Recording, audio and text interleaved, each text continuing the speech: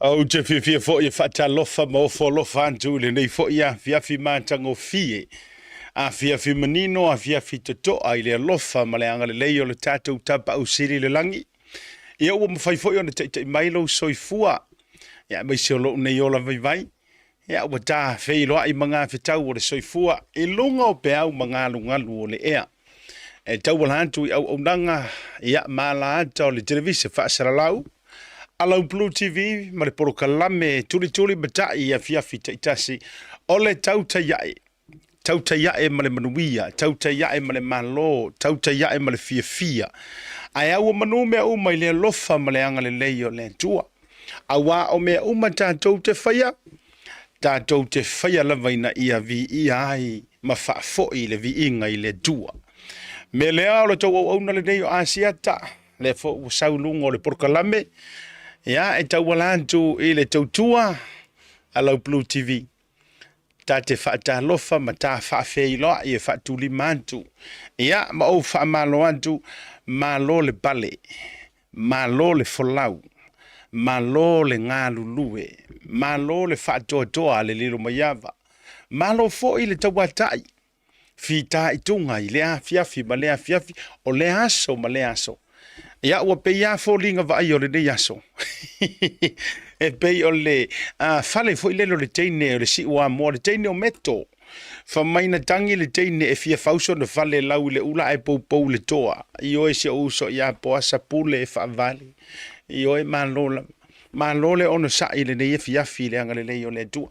E ila le talitonunga. Mai lava i le tae ao na le la. Se ia o mai le afiafia madou ni usila dei le ua 5 minuti o te ai le wha. I le aso tofi le nei. Aso se fulu ma le lua o le nei fo i masina. Lona iwa o le nei tūsanga. E i fo i lani tali tonunga. E wha pe nā tātau tau le lei. Sa pale fia ngai malo fo i atunu. Awa o Samoa ua tā le 5 le taimi le nei o te loa ua fori ngoto le la pea. Ia o au se talia ua te le lua pea. Amerika ua fori ngoto fo wala ngala sa malanto ai wa te ale fitu e le ai se la ukaimi wa te ale iva ile sipito no inisi stete au te se fulu inisi stete ia o te le mai loa ile Pasifika ma le atu Europa ma le atu Asia ma le atu Afrika ia ma pele tani tele ai ile tali tonunga mau tutu yes 10 o'clock in the evening Utah au te lo uta le iva California, Washington, Oregon, Malaysia, State. E lau te teimi te tusa. Ai ele tali tonunga mau tutu. O lo o tātou folau ma le tua. I le aso ma le aso. E ila le tali tonunga e fo i le nei aso. Ia e pe ia o tala na fai i le teine le na mo ngore teino me tofa mai e fia fauso o fale e lau i le ula e popou le toa. O atala na o le nei aso ia matou ni usila. Banda ia tele le matou tau. O loo marulu fo i matou ua tatau ona iai le whaasifonga fo i o le tautua a le winter po le tau marulu la tau ia. Ai foli mai le tau mawhanawhana. O le awa ai le tele fo i o tangata i matawhanga matalawhatai. Da no fuanga tau lalata fo i le sami. Ia awa ua lewa na fio le atunu use i tā whawhau whaatupu tumuina fo i paka matulanga i malai taalo. Ia ai ona o lea lava fo e tau wha maalili lava le wha o songa o le mea. Ia, le alofa la mareanga le leo le tua. Ia, o lea la ua mori mai eilo soifua malo nei o la vai. Whatalo whala ia ma o folo whantu. I le toa tele fo i o wō ma paanga mamae a le tātou Blue TV. A mata mai tātou paanga o le tala le lei. Se songa i whaafia ngai ngā fionga i patele, ea maso o se tu ai ngā whaife au. O taitai o mata ngā ruenga whaale e kalesia, o Epikopo, o Prestino Steiki, o Toiina, awa o Toiina aisi ka ungo ko inga. Ia le nā, Toiina malo malo, ia o a umataulangi ngā o le pai lea o le ngarua ngā le tua whatalo fatu asia tele rei fui vaenga o le fiafila ngare leo le tua Fasoro pele tatou fa maloso ua fe mai lungo le tatou proklame. Herman Courts, fa talo fatu lau sunga asiata, ia, ma auto malava mahalore soifua manuia e vi ia pea le li o leona le malosi umalava fa manuia tu le tu alo fatu mai Marston in Usila. Kamala ia la loi rapa. Kama foi la le pa ua. Fatalo fatu ia Janice Tupuola. Ua te ale iva here in Vegas. Yes, absolutely. The city that never sleep. Cecilia Tofaiono ioe. So vai ku la ke fongi le so afia ku fo ifa ka lo fa ku ngai tatu tanga tatu fide ya Emma Jane Lawson. Ya ina yu tambe so le tina matua au le io ya vai tupu malo lava ya pole tina fatu pese longo wa ya vai tupu to faiono fata lo famo folo fantu Paiuli Alatasi talofa siata manuel to proklame mali antaua maleloia ya sauni matamatatu i melepone au sitalia manuia le to proklame alofantu mo auto uma mamoli tu foi alofango asiata mo oe ya male to foi mafutanga semi tu ya tua mafutantu i Salt Lake City, Utah. Oh, ngala. Mga yebu kayo fa umingo miyol SLC. Salt Lake City, Utah. Ngaule malie O'Keefe, ere 6 bus 6. Ya, o fiala lo no wingala o Samoa maybe or I don't know. O'Keefe fele mai tawa or maybe Hawaii. I think so. Ya fa solo tu lava fa taro fa sunga ya poasa pula fa vale ola ukama fai fusi wa iwe man ya telo custom make design vo ile ngamalo rona fale powono malo lava ya nga tele uluvao au nei mosef atalo fatu pepe ne navy malo lava le sa I Brisbane Australia ka ku firo yai ele o joy mama tali malay fatalo fatu asiata ya mesefo yo Julie Lopez Scanlon wiki rifi malo lava so ifo bruia. It is 12 a.m. Michigan State. Wow. Se foi fainga Michigan land to wia fa solo pele tanto fata lo fana yo tanto tina William Illy Seahawks in the house. Oh, speaking of the Seahawks, manu malo le matu talonga atalo fanto ile sunga ya fa ole tane male fa tua le ma ngalu mai I le tatu tasi market fa pe fol ainga energy michel tatu official le ma tatu wa fa lo tonu le countdown mangele ai o le tala noa I le talonga fa America le o le football football ma lo le ma ko au Seahawks ya ma so bagi Seahawks io fa amo ai le ma ko Seahawks oi foi le I think it was Broncos yeah, I think it was Broncos. Manu malo le matu Seahawks. Ia vai tu foi manu ia mai tau fingal 49ers. Yeah, baki le amor 49ers. Yeah, mole choice pati ya mole choice uso ya Big Joe Wilson. Ya mesiana au le 49ers a mesi for sunga e se Julian Mali George si San Paul. Jo so ya oi so wangalo ya ke upola ele makayo se uso ya Elisaya. Ioe fatau la makayo ka ua saia fatau I ya aluia ya le paisi o so nge fiafi fatalo fatia je le uso saia mal faletua ya fale mal fana wina I Brisbane Australia mas fo uso ya pesa o ka mo ngai uso yo mantu au tava fau ya le uso ya pesa ioe meleke ya mse fo silinga mse fo ia le uso ya tala pusi o kafiola e kala pusi o kamange e muli e iloa e mo ise kala a o maka manguku atalo fatu te oele ya te otou da uso ya ina Brisbane tato felo ilela o wantu oi fole le masito avai tato felo ya ina ya uso ya mantu fiola fatasi mai se mantu no fo ilaudi ia o tamala ia o kama e ula vavale le waria o ke file mu wa ia talo fa tu le vanga o le fiafi ia ma le anoa ia o le to tele o tatou o wo ma pa anga mai ale tatou tau ta ia e pe ano fa ia a maka ngingu kango e laulo watu to su fa talo fai e uma le ia ma mingu ke ka ko burkalami ia o le maska ko ori happy belated birthday po ia jawana nafi ia se utinale ia ula Heather Liwaki, happy belated birthday. Iyo. Ia me fo ia ri wo pisi wa pisi ke lo fa lunch. Ia wa fa lunch mau ma wanga wa inga sen mai lo wa so fa na ia te wan na fie e sa wo uma tanto wa por kalame. Ia wo sa wo ka pungir fa ko o misa. Langa wa uma na fa ilo antu sunga fio nga ya misa. Le producer tato wa tauta ya. E tatau o na tā le se fulu lua. O yo le lua lenga koe kua vangoai misa. Tau na tā le lua i le auli. Every day. Wa sau koko. O isi la tatou tamba fu i le piki ka whao ma e peko foko e koe kope mai ya. Ia ua o te taritonu. E o mai ua tapuni le va ao noa.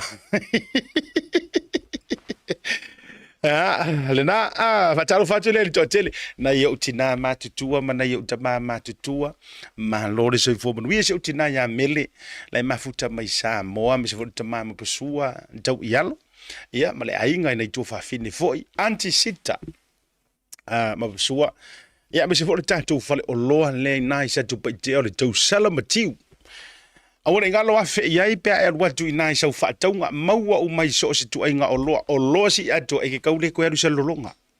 E maua o ma ina le tatou fale o loa le na e te alu watu fo i fesili iai le whaatau o loa i oe. Ma e whai iai sa o maua le whaapitoa le nei i lungo le tauta iai. Tau iai asiata na e vaila ia e maua sau panikeke.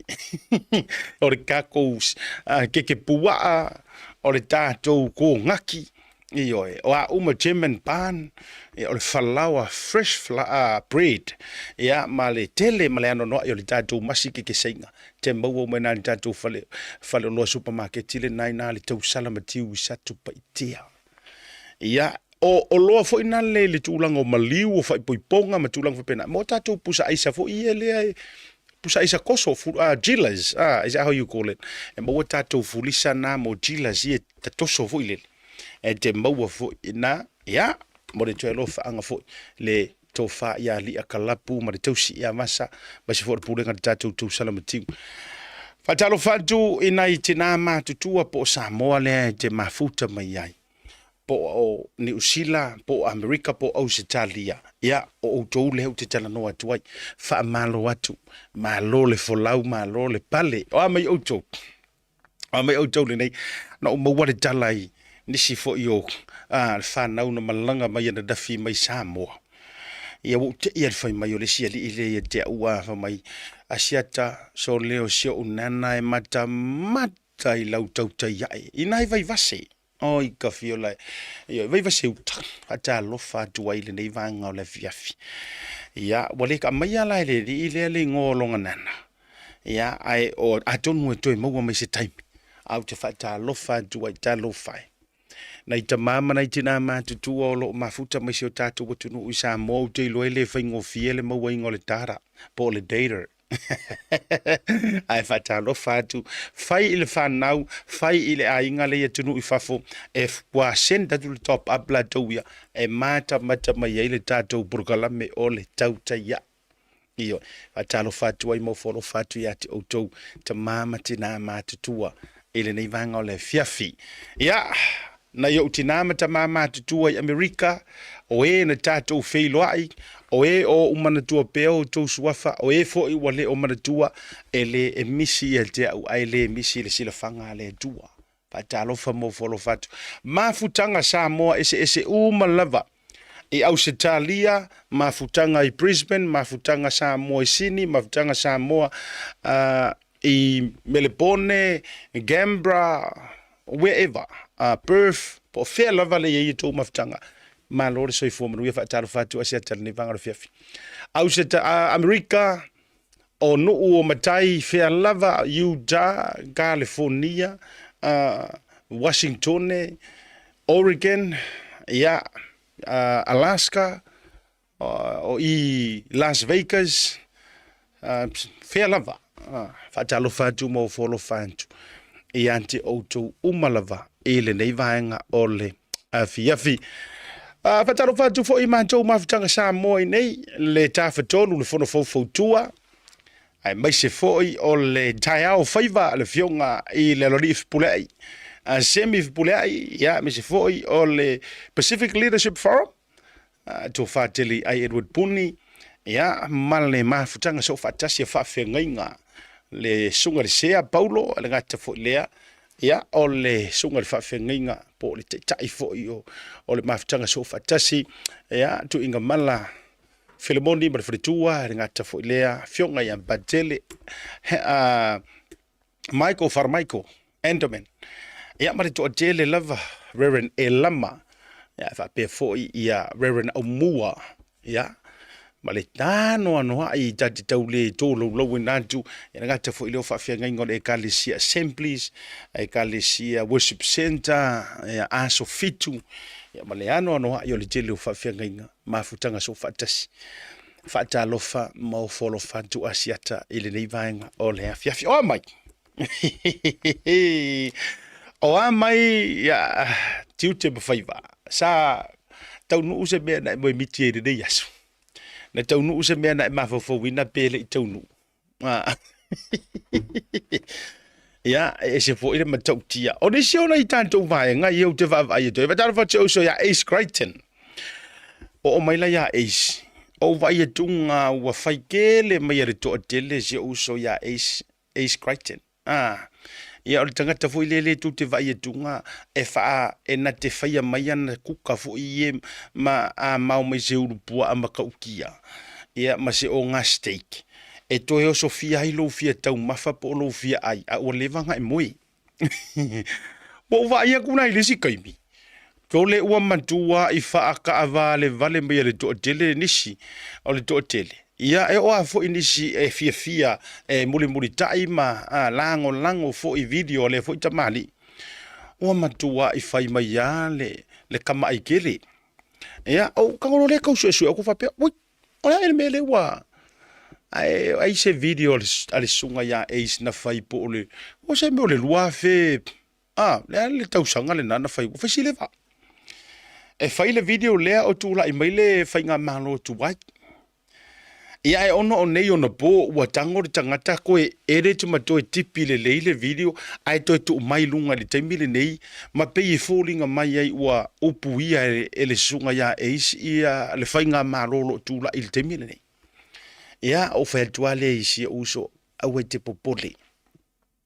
popole se e si la via e lea tua mea uma o le soifuanga ngi ele o toe popole se kangaka i le mea lea o le whainga o se kala e tangata valei nai lo tamali anga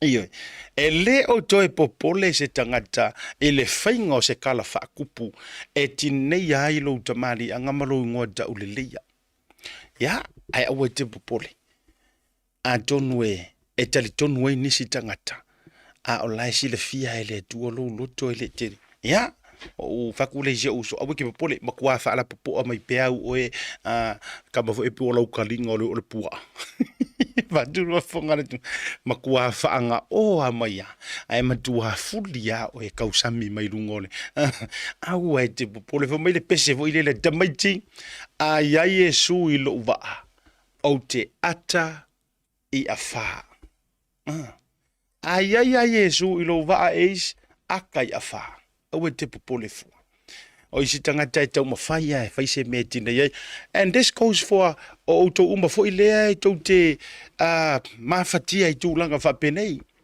o le tūlanga fo i lelo le tūwa i fuainga o le kuwa i fuainga o oe se mea e kere i whaia e sila mai fo i se whaitula utala lea au fo ina i o tātou whapea o le swinga o tātou wolanga malou whaasanga atu i lea tua ma e olai. O nga e olai lea i se olanga whaaparakaiso.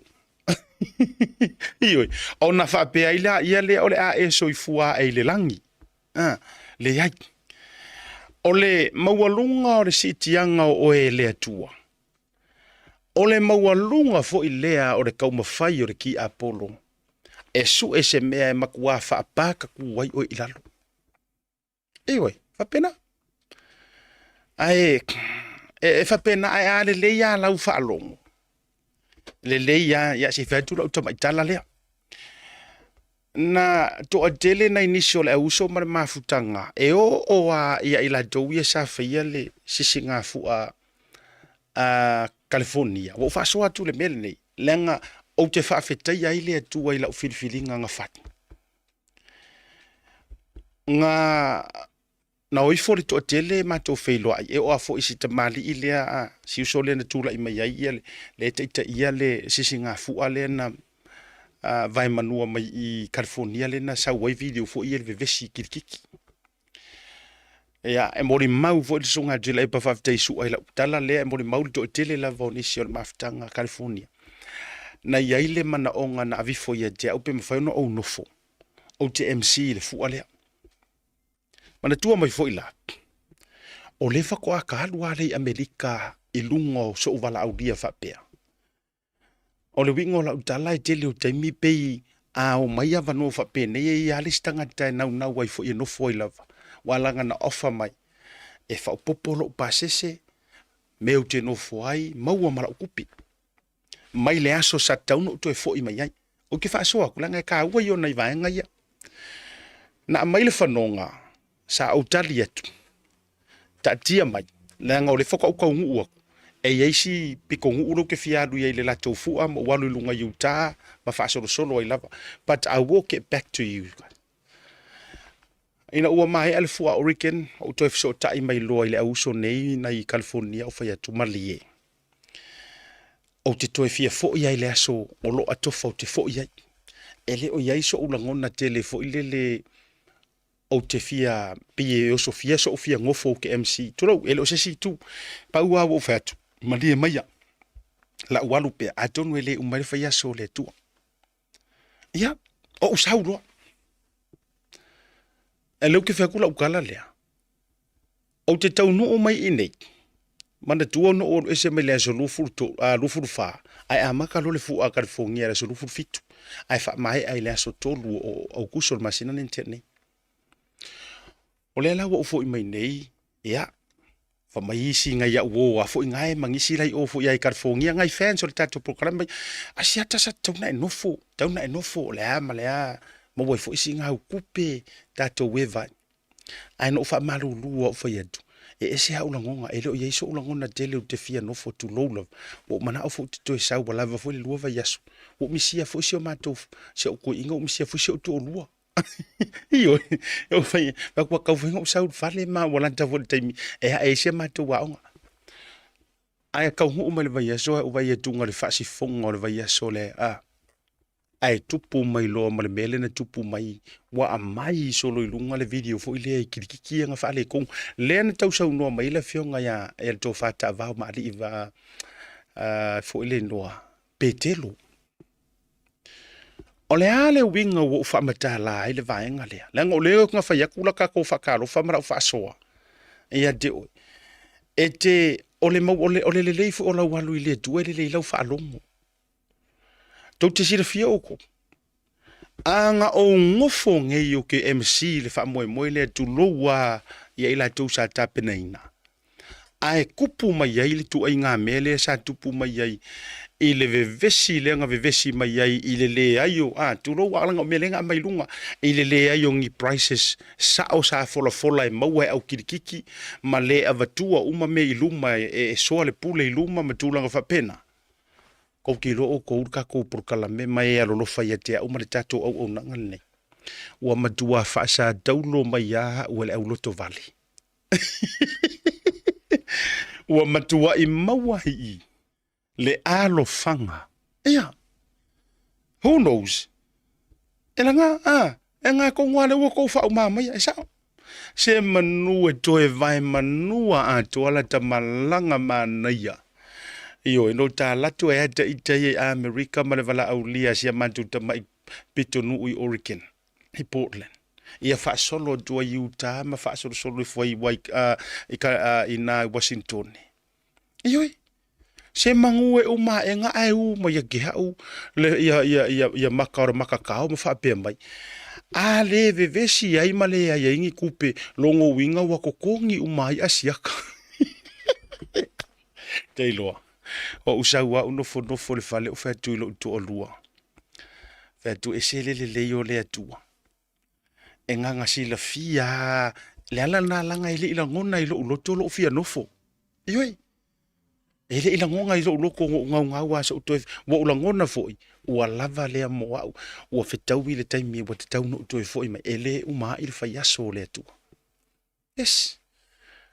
Anga palasi mai ore kaimi fo ile le lai ka ke kafao vale. Ya.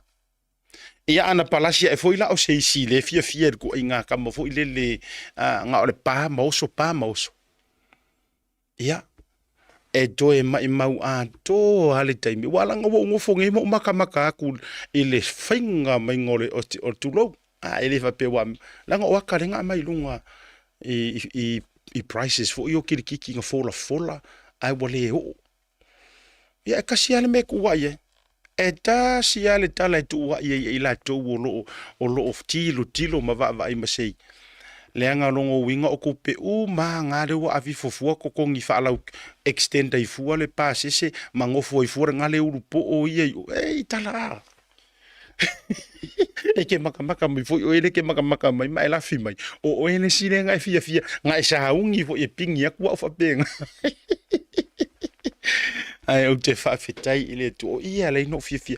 O te fia sa mo e whaasoa aku ngai. Leanga ele o whaito toa uma fo e kakala mai ele atua. A watu wai whaafautuanga le vaenga le.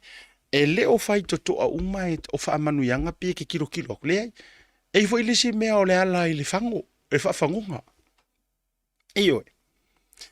Ya, ola utali lana na utali ai se uso ya tu la epa. Whawhetai ai se uso o te ilofo ilo na loto na waia ma ufatu.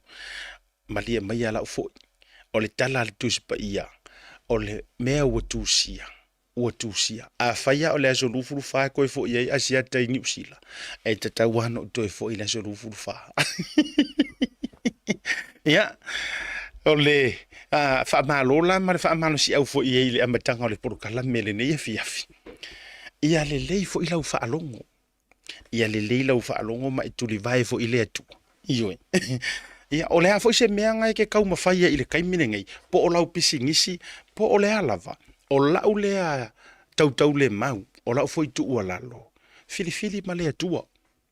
To atuli i lalo ma e wha maua lalo. A whai fo i o le whai se mea o e whaia ai ke sila ku ele o manguia. E pea na o whaia tu so o lava fo. Ioi. E pea na o whaia tu so. E le ai ma se mea wha pea mai o le fasingo mangalenga mai ele tua le maainga o le a whai melea. Ai o ma ele masinga ele ola e ke uko whamai. Ia, a kongo fo i e sese mea nga mai ele o te le tali tonu e whe mau wa ile atua. Lai, o te le tali tonu a whai o se fasingo manga nga mai a oe.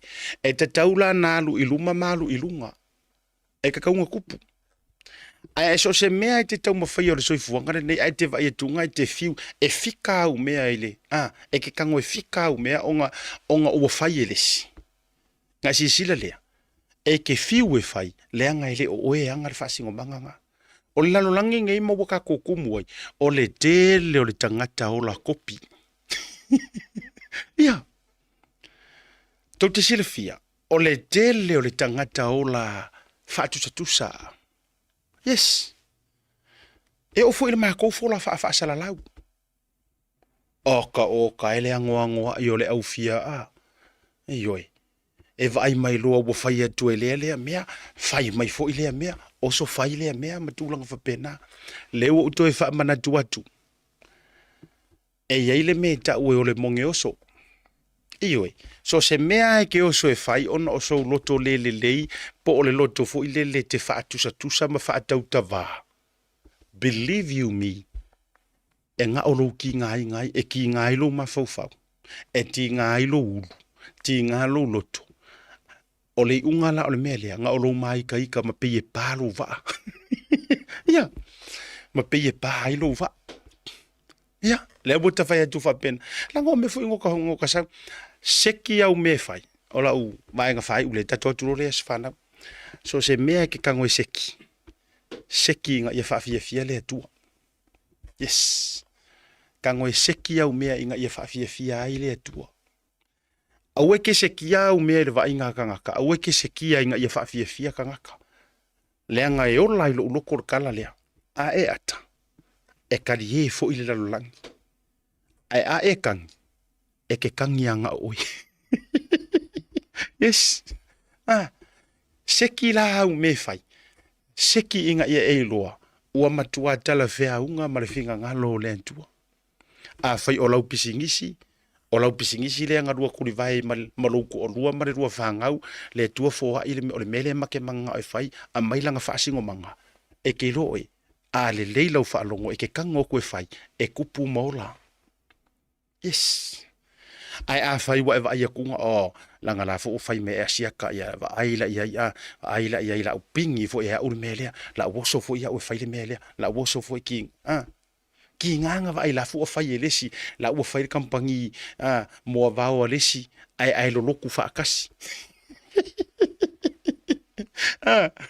ki nganga va aila o fai le papaki o lesi fai da way ko fai ka papaki les ko ngai ya ki nganga va ia ku fo ila u fai papaki wa des ale le vanga ngo fo des sang papaki wa fai ai nga va ia ku fai mai des punga fo ila ia le ole kelle ole me copycat ale wo fai a fai le ia le loto ma o se fa singo manga nga fai mai so se ko nga mea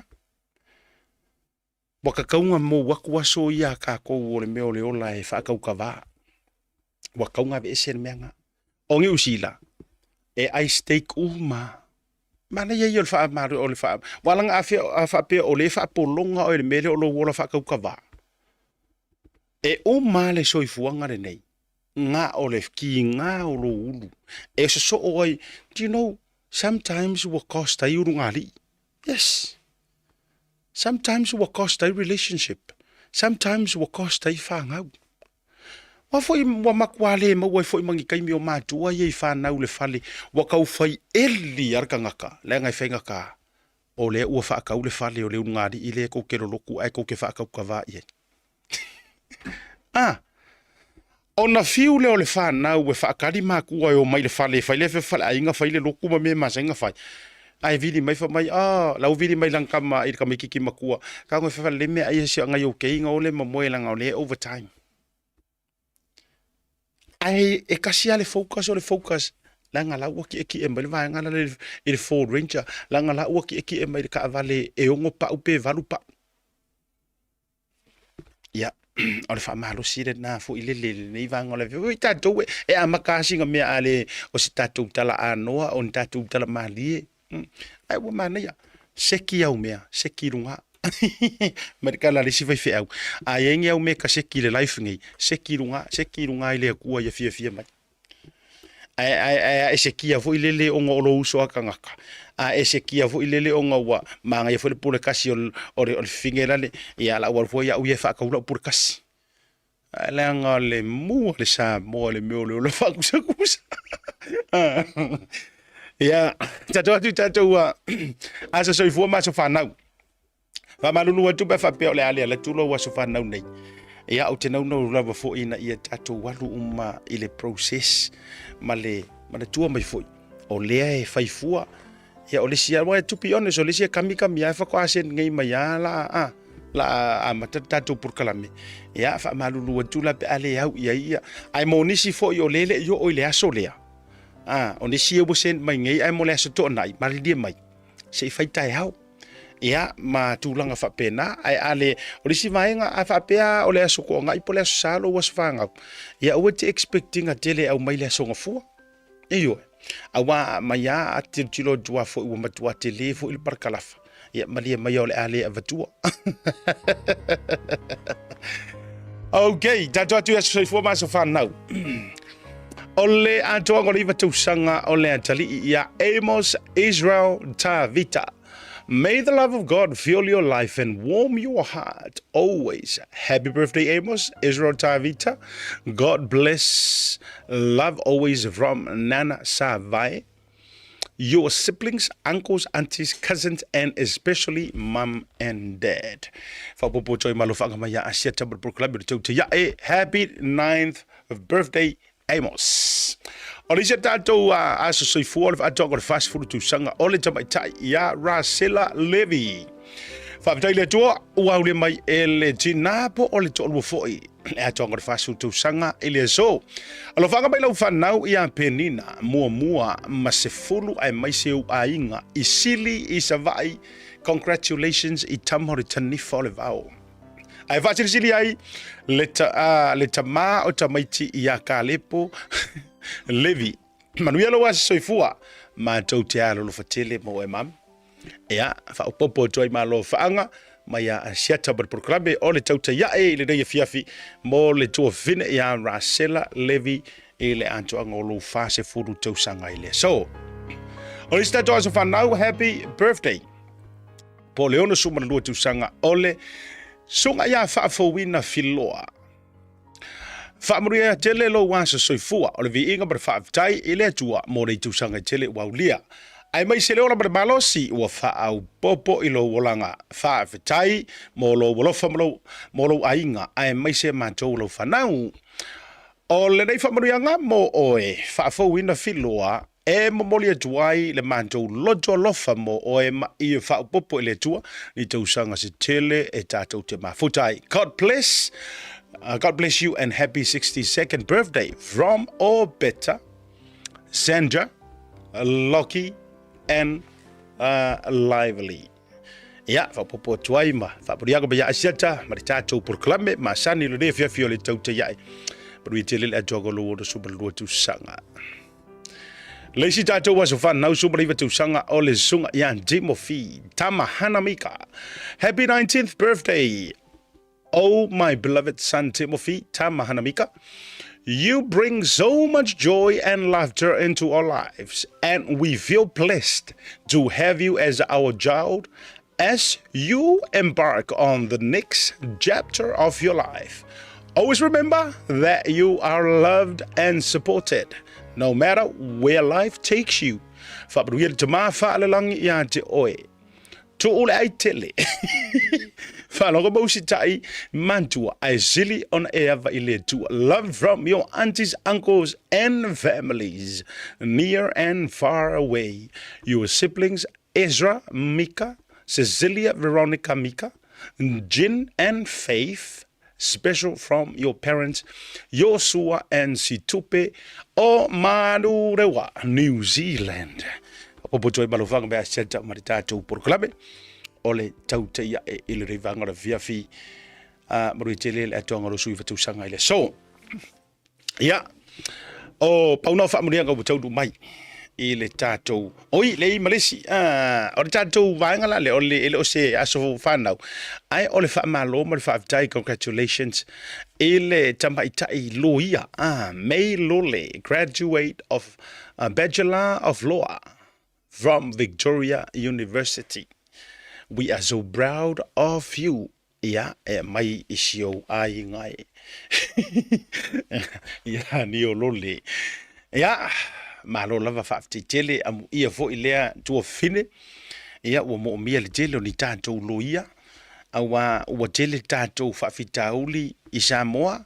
Ai, ua tele fo i male tau pala aia yo loia. Ua le tau le maua ni loia tutoa. Badu we tele lo waso.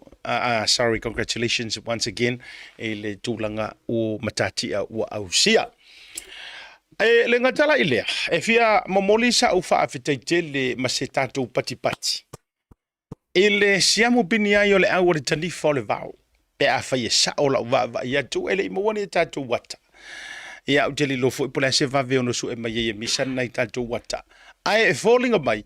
Ua sola matamai tira botu, tanifa o le vau mai le awhioanga au le leile o sili. Pasi roa sa tupaitea, e whaasolo solo atu ia papa mapuleia. Ai e turn right jai loa e te anga ia tu i sili. Ai whaasasao ia le awala ea lui ngā jai vai mga uta vai marua tua i sisifo. E te kamakaulo i sili. Ia e alua tulola ia le nuu peise nuu ua umona vavai e se ina e lea tua e tuu lea fonga e le manu malo ia le au sidi o le ke va ia ku ngai uso ia mai le fio anga fo yo le ai ni sami ma le lancho faino o va ia tunga so le e pe folinga mai toi o le masanga le sa tai na ai muri eli e se furu ma le lima o I ka fio lai so lai lo matama le tani fo le va ia o tama la vole motu le anga o le motu le o sala fai o le motu e fai mea mafai ai o le ainga ato a maloa la sili o malo fo I sala fai ato fa malulu wantu ia I tatou upolu fa malulu atu ele to e mamau fo il tabu sango de tau sanga fo la tau o le fa malo e batu ia asiata ia I au sa tau senio le posi ula mai fangaloa pe ia lua au le pusi ula le si au le e marpi o le ai ni usami mai le fanga o le o hasi tato au ia nei Snow Boys special fa malo le tato au mai America tas ia le au malanga mai America le Snow Boys mai Utah sunga ia Zavea si o amoa ia masia lato au tato le fo te timu ai mai serar ka le nga sau te sofa ia mata ilinga pas io ta illo fo ia sisi ka il kamera pe tutusa matau au tangata ia ai pe e foringa mai o lana mele sa fai o fa ma popoino tunginga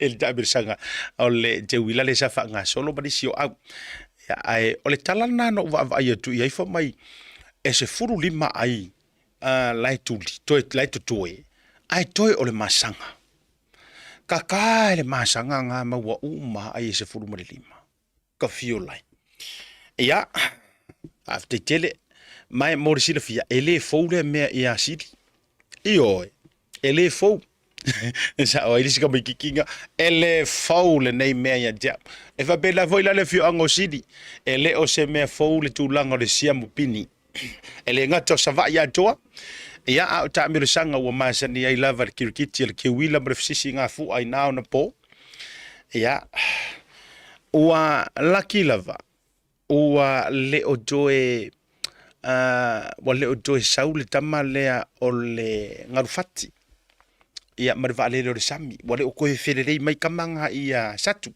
ma tu satu paitia e wa tatu tala no nei au longo wa fo isala fai ia tani fo le vao lupe si liva au le mangoi foa ia o le ngarufati ia po le vale le sami mai ma tu satu paitia mongole maile io o le laulele yo amoa telea ia le ano ai fo yo le tulanga le ia tatou I salafai ia tatou talado fo inai au fo I tumua ia le liona mai lauli lupe resoanga pusi ula o fo I sikako au mai tatou ia maleno no ia le au kirikiti lau mo tu mua ya manisi o au I longa foi ya ai faftai wai uma le manuia ya falanga mai foi tau lunga foi ma fa moi nga o le te wila tato tu malolonga a foi mai fa fe lo I Godfather e lunga o le porkalame o le o to ai tu nu mai ya le sunga le a taua manufui Nelson Peterson e lunga o le tato porkalame ole tau te ia e le vanga le fiafi. Seal Plumbing. My shower head's fallen off. I'll see you soon. For all your plumbing needs, call a Seal. No job too big or too small. I'll see you soon.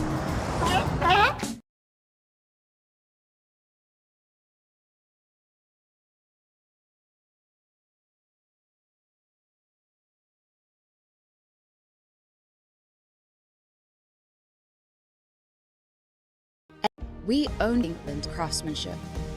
Built tough to withstand our unique climate, our roofing is designed to last for generations, providing unmatched protection and style.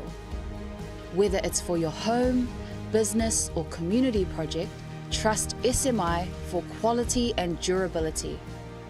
Our Colorbond iron roofing is not only strong and reliable, but also adds a touch of elegance to any structure.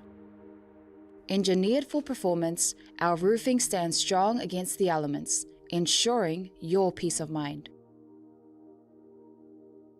SMI Hardware, where strength meets style. Proudly Pacific, proudly local. Visit us today to find out more and see why Colorbond Iron Roofing is the perfect choice for your next project.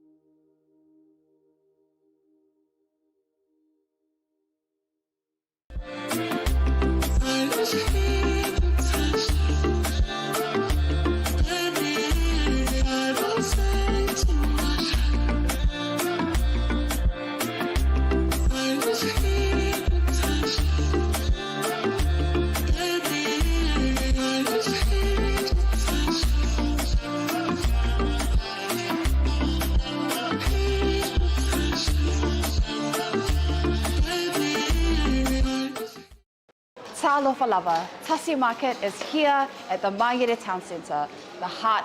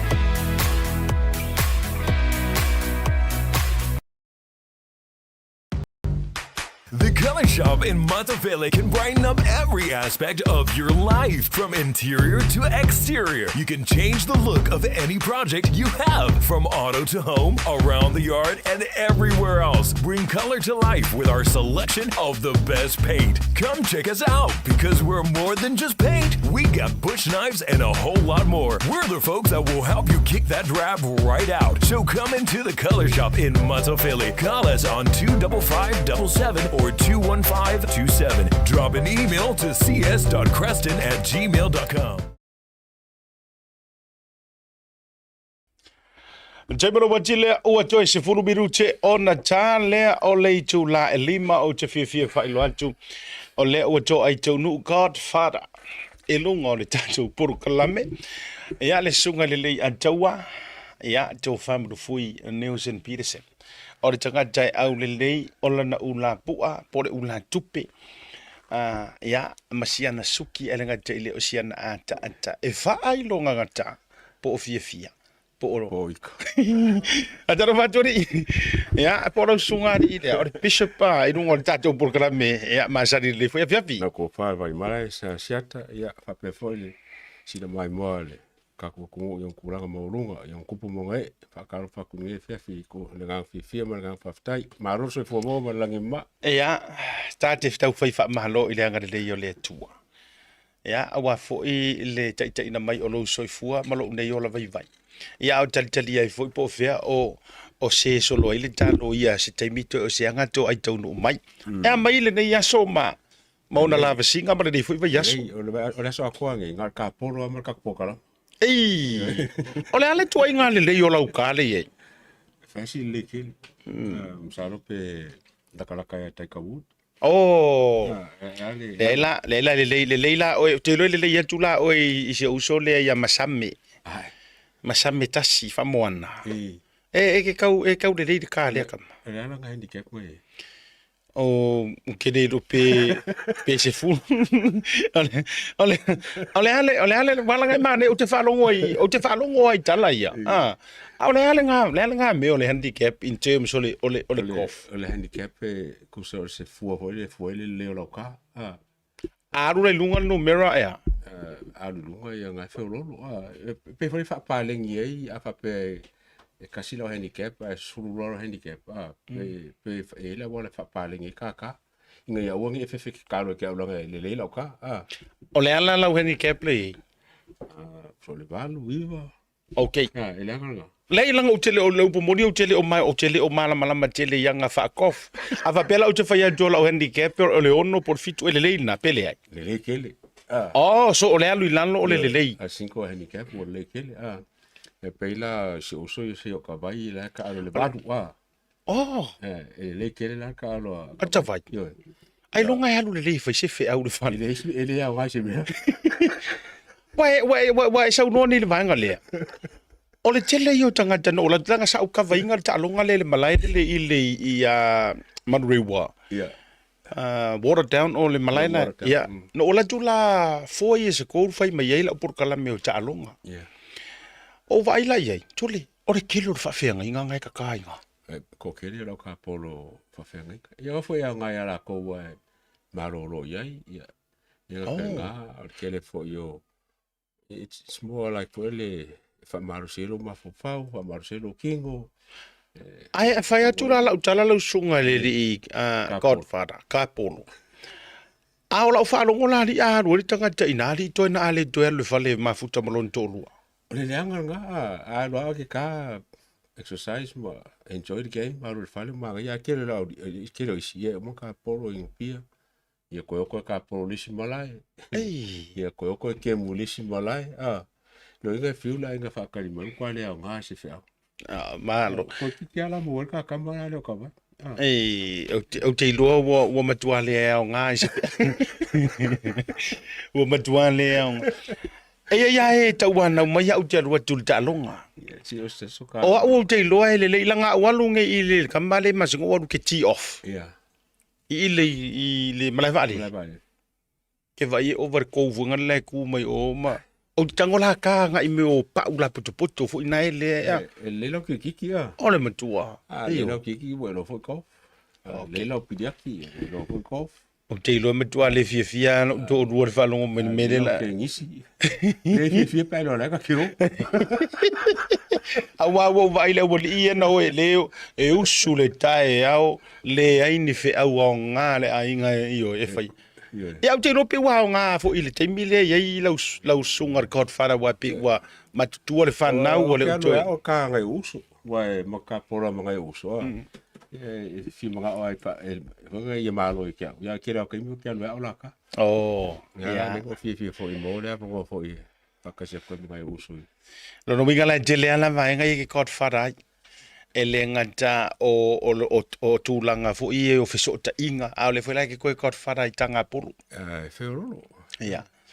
per fulu fa su lima su longo la handicap Oh. ya ka foi balu fiku ya kira ka mi foi inga Ai to tongi se tu peta ta alo ile talo. Mai pe se talo nga. Ta ilo correct me if I'm wrong. ai me pa ke ka fu ya le ai kongi lo ko su kara ko lima kara lo ka lo ngas kira malai pa prengar ka ai karo lai a saula ke ka fu la E ka fu o i so le ta ile leila. Avitai o le tau popo le ngai o watu ona te ile o uto e halua ni ta alonga te tele a o le ai tau fai le tatu. no pa wa no ka lo ngai se ma ai ka lo ke lo ma velo ko lo ma fa nga ui Oh, le nga ka lo okay. e ke anu no ka ba ke Ya ele o waka vai ma avison kodu. ilang foi le anu ka lo ke ilang ka lo ke le lai mo O mai tu a uming tantara no mele e mawai masesi. Ya. o mai mga kulle le mo ke ko vai Au tele o loa ia ipo o fea o se ia. Ai pa une manga lo te vai e tuai. O le wa to ai tau nu i Samoa ia le tamalo te leo Elvis. Elvis Elvis e ke lo me warenga mo fa longo le fengo kapangi fo le pinko Oh, lo fai no Samoa. foi samo E ti ola. Ai te lola o wa ti le ngala o fero i mamau. Wa. mo fa longo lo o fa le fo le pisi ko ngaso fango o man ko foi fa penga fengo le pinko o le man ka wanga we e sila ya kurisima ka wo fo ma ko fa ka kapangi pinko Ia. ngai ngo ke ela ke mi ngo ke wa mga fo le kuma per kulango kapuala Ia. Vili pinko si o fonga. Ka ko so vai la es ko fo vui foi le fa mi ska kupe. E vai kupe. Ia O la ule whaatulanganga. A whaapea ai whaataunu uli to inga company lia. O la ua whaatulanganga e sili le sau o vui e CEO. I pinko. Ele fole nga. Yes, sau vui e CEO. Ele fa mau. O le o vui e pe e mau e tulanga le o tau talatasi. Le la ta vatua whaatulanganga. Sau vui e CEO pinko. Aluifo tui va ia LVC whasalalau pinko. Wai le lang fasala. O lona tūlanga le ia le o le lifo a mana ia na whanu vo i e nofo ma whaasalalau. Wai. O tapuala, tu mau pe ia i le tufanga o Pakeki. Ia. Ai mau, mai ia pepa fo ia wo. Le ai o mau o manatu. E o i pasi ao mal pinko. Mantu o la ua, o ave ta vali. Ave pasi mal ave taxi. O ia mai pe. E alula mau e ao mai mo ia VIP. Ko le ki mai kaka fo ia. Tangata e ale koleki mai kanga mai lea hotel, wa mantua e. O natula e o so ia i pasi. Kama fo ngale le ka miro mai fale alili. Sau mai kuai fale latai. Io e sau mai i whangaloa. Ai tu mai a maule o inga mai ngā o tamba fu i ele i kaufusi. I tala whatai. Kakar mai. Tangata le tamai. Tu so la ualna. Ai vili pinko pe malau pinko. Ia elvisi. Ngai pa ia nga. O sila. E au ngā sila. E li wha ngofo rumor whitoa. Ia rongo winga la. Lo inga. Le wai rangi me nga mai ia. E o kasi mara ko alo ke e. Ei. Whamai oi ke ngofo whawhelo i kakar whai ko. Oi. Ia. Kai wame hui ngau na vea. Ai ngau musu oi la. Lai o au le la mai ei tupi. Le ai. Maga ia posisi lang whamai. Oi te alu o whawhiro ai. Whawhiro. Maga ia la. I like that. Ei. Longo winga ke kisia kuilea. Lono winga uma e wa matua lipistiki uma lo taulu. Le ai. Vaila ia ia to winga. Sia kamainga. Vaila ia ia to winga ia to te mumusu e. Le ai a maila ma ua masila. Le la uvatula utarasanga. Mai ma kusa o oe ia. Tu sa o oe pe e te tawalunga ina. Le ai o oe o le fata ma. O le winga o le tala. Langa e vatu pe iei lo whalanginga le o Godfather. Tu sa mahe a lo le bingo o le whasara lo wina. Whabelo ma ervisi. Ia ma le adu na tu lo lewa noa e tawalunga i sau noanga a Godfather. Ia e sau roi tutonu. Ia. Maro kaka koe me kai au. O sila o ai. O sila ma savea. O sila ma savea. E tofu la ua mani la nofo fo ia i luma keite. Ia. Ia, nofo i mani nei la whanu voi. E leo. I o fafo. Fafo ka paka. Kaka mani mea paka. Vai, e pa ka ungo mea. Pai ai leo ni la vape. Ia, na la miti e ia le i luma mandulanga whapena. Alo whātu ia tu i vasa. I Samoa whai malie tūlanga fo. Io. Ia, o lau tu alalo ia tu i vasa. Au aloe ti tu e sau. Ngofo mau yo. No follow i Samoa. Mama ikamu. Ia, no fo Samoa. Tu upea le tausi ai o lai ia i le lua matua tausi. Tu upea e vai el tina i Melbourne. Le Samoa ka koi. Ngofo o mai ikamu. Ia le na no follow i Samoa. Au tu ule mea o le ferua i so. Ia. Ia me kara kuli worti ai. Ki nganga. Ia, koi basa. Ia, me kara peli worti ai Samoa. No. Vai yo. Ave o ai. Ia, e te rona la utala. Pone ale a vakure le langa ye fanga la kama. Nanga o le sifio se fanga. Nanga te la longa le fo ina mana o le to ina. E ave le botia e va venga o iluma. Nanga o fainga ngao. Ia ko me ko tiki ale o. E faila la utala butatu tala no ni lai vaenga le a tawa. Mako wo mailo ma si to fine nano ai America. Mako ura marka kale o maka idinga pas. Ma to wo mailo e fai e mai au le malai va le Utah. O le au koe fo i mai ke sawi i Washington i Seattle. Ma le tua lau te lona te sila fia o le malai va le mua lea. Le mamao le me ke savali mai ai. Malai va le Utah. Ia sa au. Wa paso ai wala le kumu sai fo ile le tau mafai ia vavengo o iluma wo vai tu le time alo lo si to fine le e atu mema e kau mafai se aikia e va ve ke ro ele aikia nganga unga wela fa e va ale o ke faia wheelchair. Ela, wa fai vai. Mai. Se okay lo se o da lo fa tua ia fa mai. Se so ia o ke ma fa penga ai via va me wala wa. O so le wheelchair le la fa le wheelchair nga ia o ke vai nga ia ko nga i ruma. E la ka lang vai am ka idinga pasim.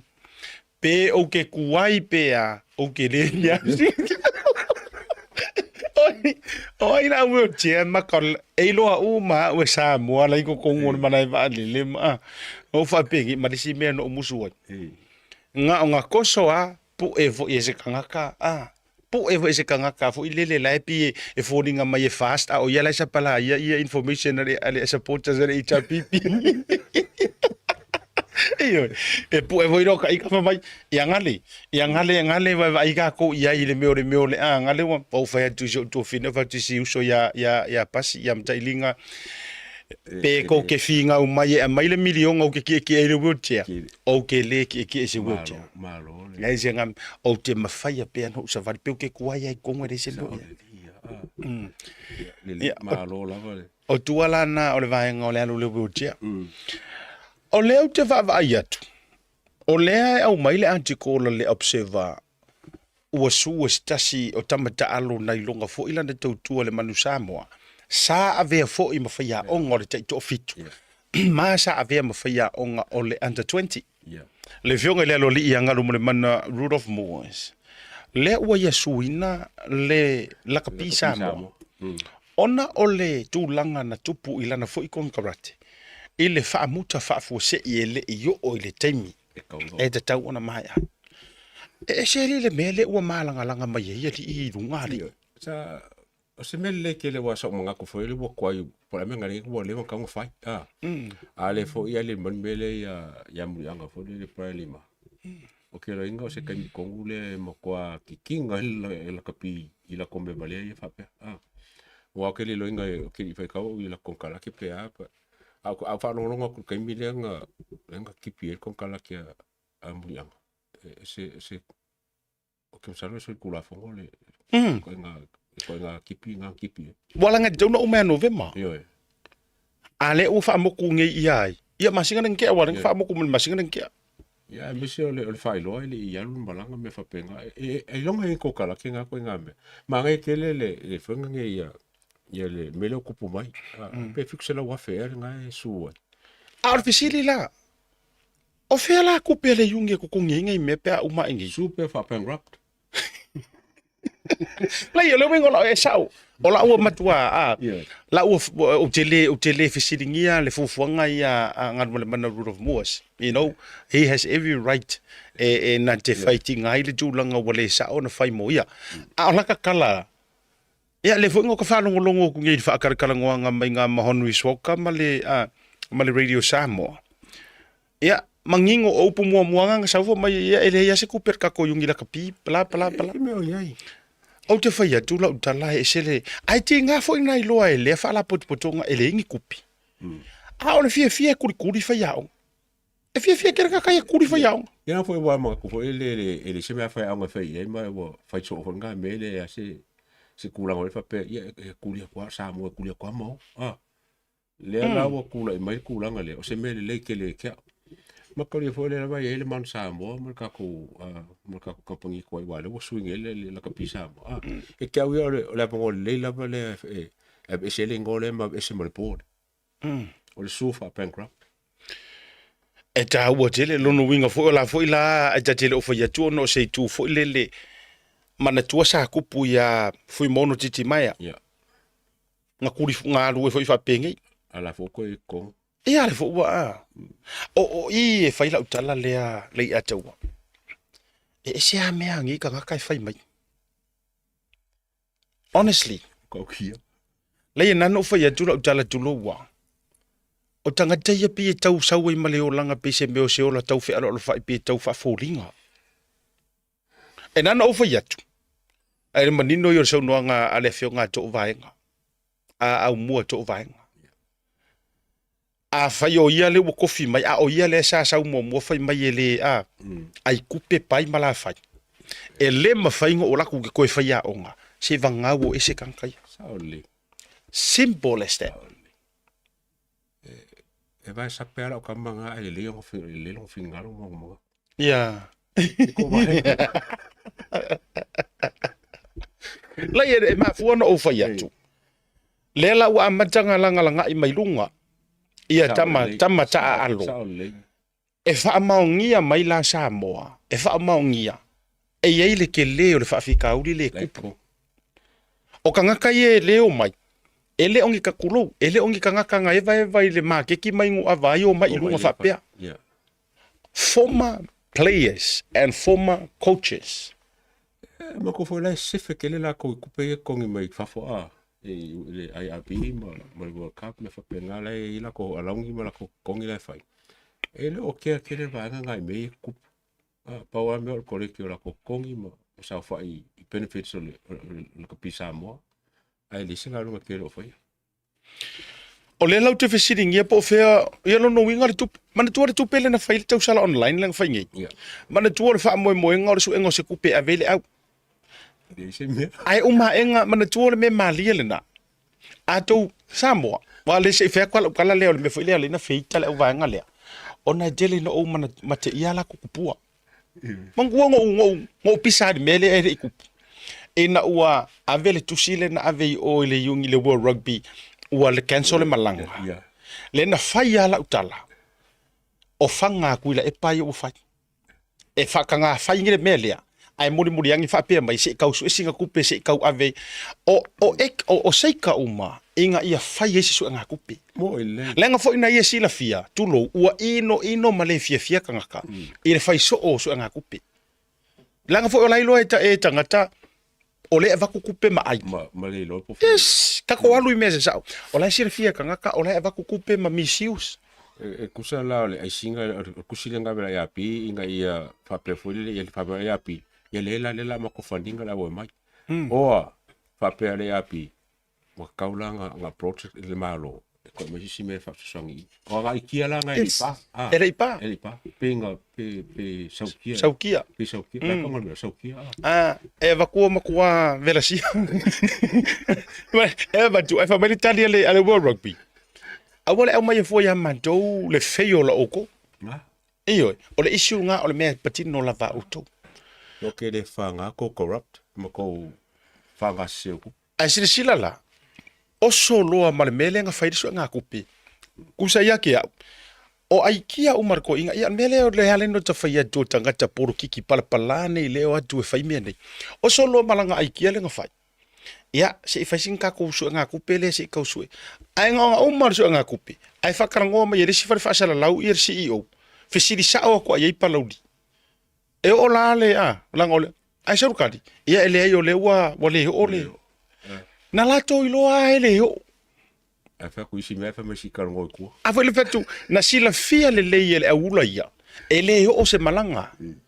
Ai o kala ar ko inga ka nga fai mai ese kausu ese ka kupere sa mo pe ongo nga fakia ile ba vai pe kongele rent pra se me o behind le la wa va tu pe ya wa la ko ile le ngo ya ale winga na mo se kala pe fi selling mo ole rough fai taule na o mai te o le se me o se lau mo na tupu sa mo se lau mo na tupu se lau plus fu se lau tolu se fu. Yeah, it could be more po le ala.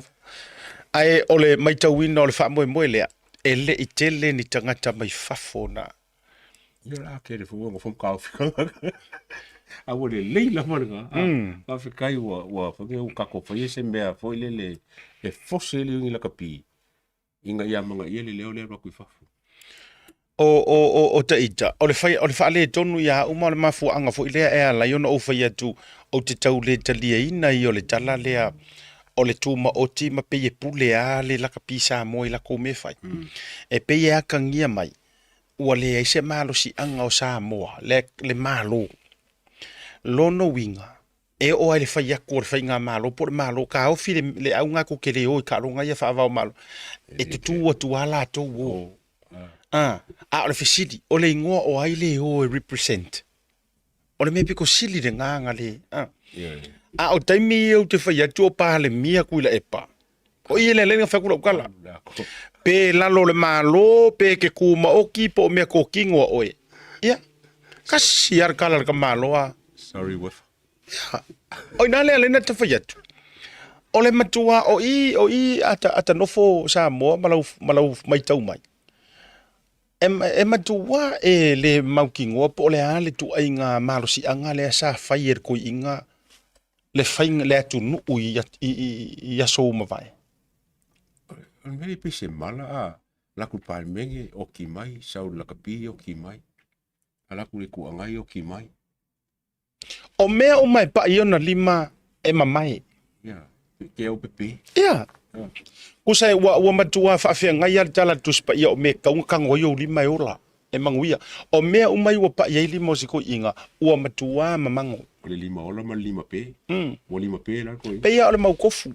O yo lea fo yo le vau fefe. E kipaka kori. Ia. Na matala le lei. Na ona pa ia yo le lima o le toe ina mimingi. Mimingi pape. Ua matua mamate mapepe tu lou le faafonga le tunu. O le maku kuia yo ngā ba. Ia, mga kua le vau e makua ku mai e matua pi e fia ula vale mre tu. Ia mi o koi.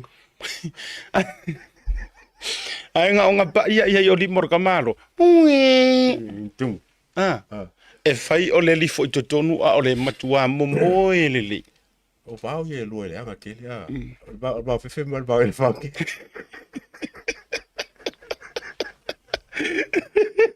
Lei enana ta fa so le atawa. Mai langa o le isi tanto isiu yese. Enana o fa yatu. A sila nei le lau tango e vatu nei tama i highlight nei. Ina ua faile fa tal no nga ina ua mai sa tapuala tu lo ta ua le fio anga sa tapuala. Ele fo yo sa kapuala le nga finga ua male malo. Kai mio kuila epa. O ifo lo nga ifo sa kapuala hakile pa e runga warkili. Poloka. Ai fasilia kule media ya tuila epa. I mei na fa sa tu lo le fio anga fo sa tuala va tu le fio fo yo le. Ma tu to finga ya to le payeli. Me se fo la un fusia va ilima. Lau tina lau le mana mamaru fale ana. E fesilia ku ya kuila epa. I kulanga ole me. Ai fa mai. E le aya se pule ma se po aya po aya o nga me ko kingo nga afa kwal malo e vese. Iyo pe va ku fo ya ko kwal malo singa kupe kawa mo ngai me o la ilunga. E vai kala kaka. O pe ole asingi po le mo yesu ama ole ambai lo ko ku. Apo ile le winga na le utu fa tuai. Now o kako fa longo o sa ngo fa penga ia le fionga le sa fa piko. O te le fa pe fa to tau seru wala nga le fa to a fa tau sanga o le pa inga mua. Ai o fa fonga ku lava o sau ingi sau ngonga ko kongo le pa le menge e ongo seu ka fili ai ia a inga malako me singa. Ya kako fa sa mol ka wo yon mele le va fa lo. O kalango Ya. Kalango sa la pule mo. Ngo fo dal kalango se o inga mo se kongu mo se me kasi kong fai. O ia la ina se sau foi le sunga loia. Tatou mo foi lon nei vai nga tate fisili. Wa ya te au. E ira kai me kau fisili ro ma fau fau. Pole me e anga ka akia le kuskula fongo o ka kousa o Samoa. Ai nga fai aku la e pa le pule o le kungu e ianga kula fongo. Ola so fina nga wala nga o to o lo ma fau fau i le keiso ngai ai nga foi e songi. Tuloa si ainga fo ile leo tokula airport si ainga lenga si ko inga fo ile yes mana ainga mangor kelo ngai ainga songi will relocate malava ai ata fa longo le ma fa fonga sa mo ma tutoa ile fo inga fangua ngai mai ana mua nga fo ai fangua ngai ile iso fo lenga fer kala ko inga nga fo ai mai e ka ma tua a ya ma ko fangua ngai ele yola we e kele kulo ele fanga nga ka kai. And who are you to come now? Makofa pe mai. Yes. Akasi vo nga makua fa ye tala mo forfolanga.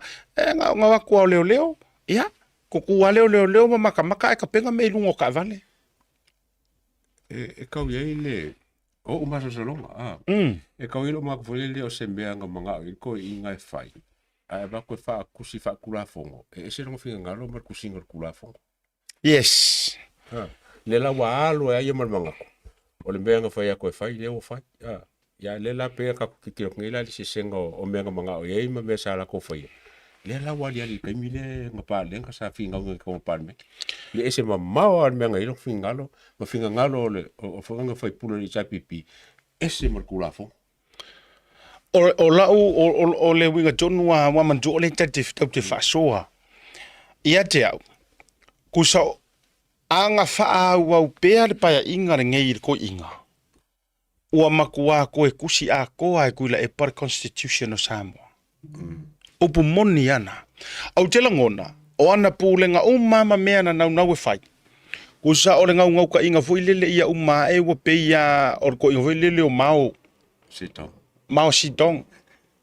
Ia po Xi Jinping fui. E nano te whai atu. Tu sa o le nau ta inga ia uma e ngā wa au a whaitasi uma mea. O le era lea la kako whiola kuai. It's a tuila epas era. o maola e lang me fo le little red book a kula e pa le little blue book Ia. blueprint Ia po le Black Friday.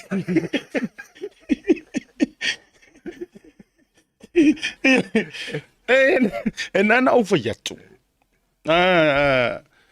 Awa au ke la longa ngau le koi inga is a resolution. Kama fo ilele ia whaangalo umai tātou ia lawaki. Whaangalo e ka olo o tatununga tonu ana.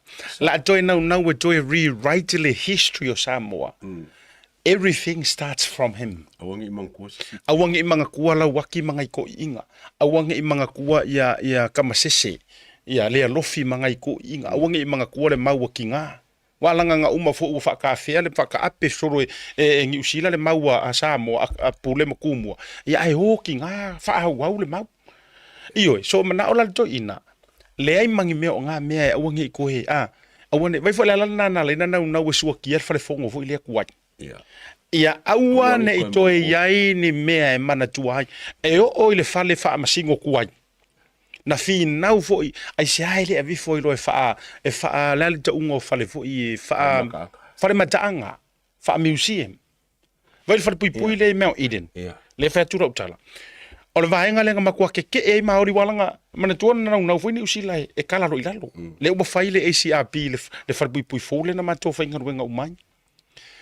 Ai e kuku wa kangaka maori makangaka isi malongi usila matanga tante te to u pel far pui kuai le rock lenga o lai ai memory o ifoi lai ta o to ai capital punishment ngi usila men ka sisi ka ta sisi we for the train pasi lo le train ai para la si la lo vai o panka o la u ta sisi va tu fa fonga ai mana tu fo yo ile sa fa far pui ia tamasese le lofi le nga mai Mount Eden e kele ala me ke msala anga ku le fale kwaile fale fongo male ma fale fa masingo le kasi le maka anga fi ka maka a me se ka fa for pulis e kau felang longo ila va ya ye ko inga ma bongo winga wa sa maka ko fa sa mo fo mo ye po ye so ye ko inga ngi ya ai fa mai Putin which sa o kilo fo nging onga winga e ka folinga mai a Putin ai fo mo ngaku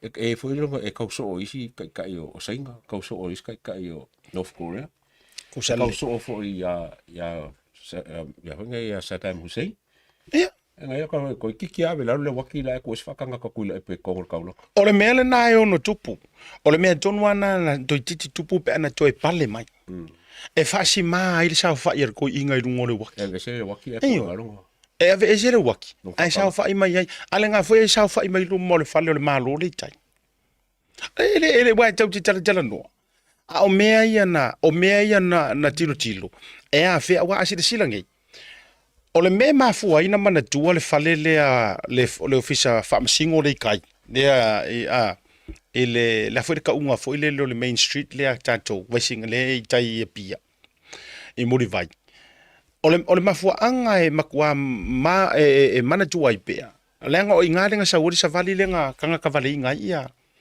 ia tamasese tupo tamasese le lofi so e manga kua i lava ai nge yaka ole no fuanga ma le assassinations le ngai maua mai ai le side o le fali le sauli ya o e tau mo so sa te tau pela na tuu po le ale se o fale la ke le kupe mo o fale la ngai lo ye fale fo kukulu o le kukulu yo le fale le ta o ne yo le tate ke mar fal mai fo ia mar fale mai Whamai o whale fou, a ole o whale mua ngei le kukuru palafu whainga vantu le.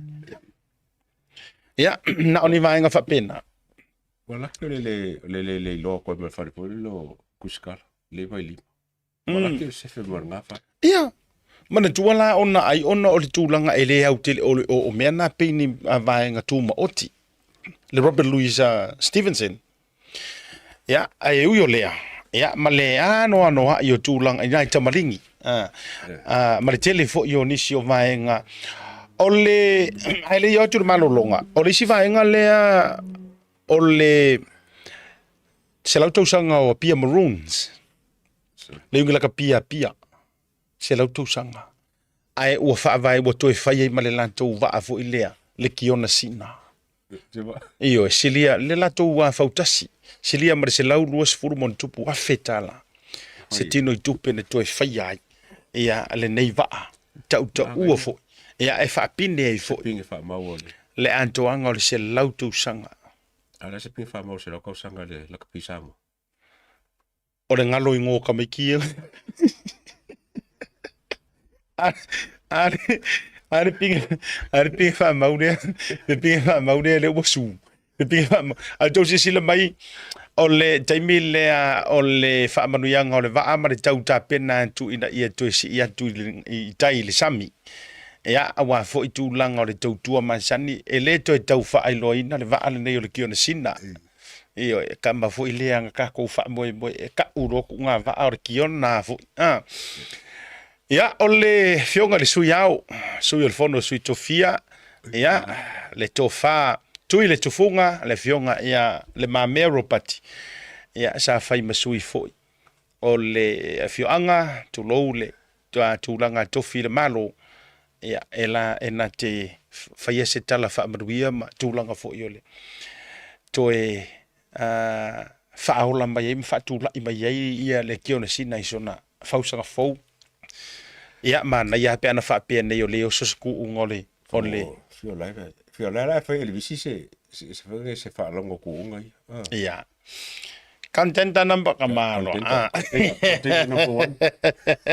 ila fo ya so ya pet mama ya le na wa pa le fana wa tau fai sa ru batunga tau fai tau mo tu sa mari sa va le file mo mar ke sina ma ale fio ngo pia io ai tolo mai ai male tu na le lo le tu la ka pet mama ya la vea va sa la laua kama se sile na wa sa wa pe fo va tiri na wa mai na tiri tolo tonu la va mo ni no me lo va tu na ita tu fa sa la ronga de vanga la via fi ai ma tau tolo o luma na mar ke na sina nga oi foi tasi lua ye wa ka manga sa wa ya mar fucking nga ye por na wa so ya pe fo ai va vai tu fo ile sa wa man le tau tala la for man le ma sa mo ni tu ai mai tau an tole telefoni le vai no na wa ngau ia watu ia la tu malolonga foi mai ia fa felo isunga le loya si sa usika ko fa so inga ngi so vanga fa tu la fono ia ile le vanga le fiafi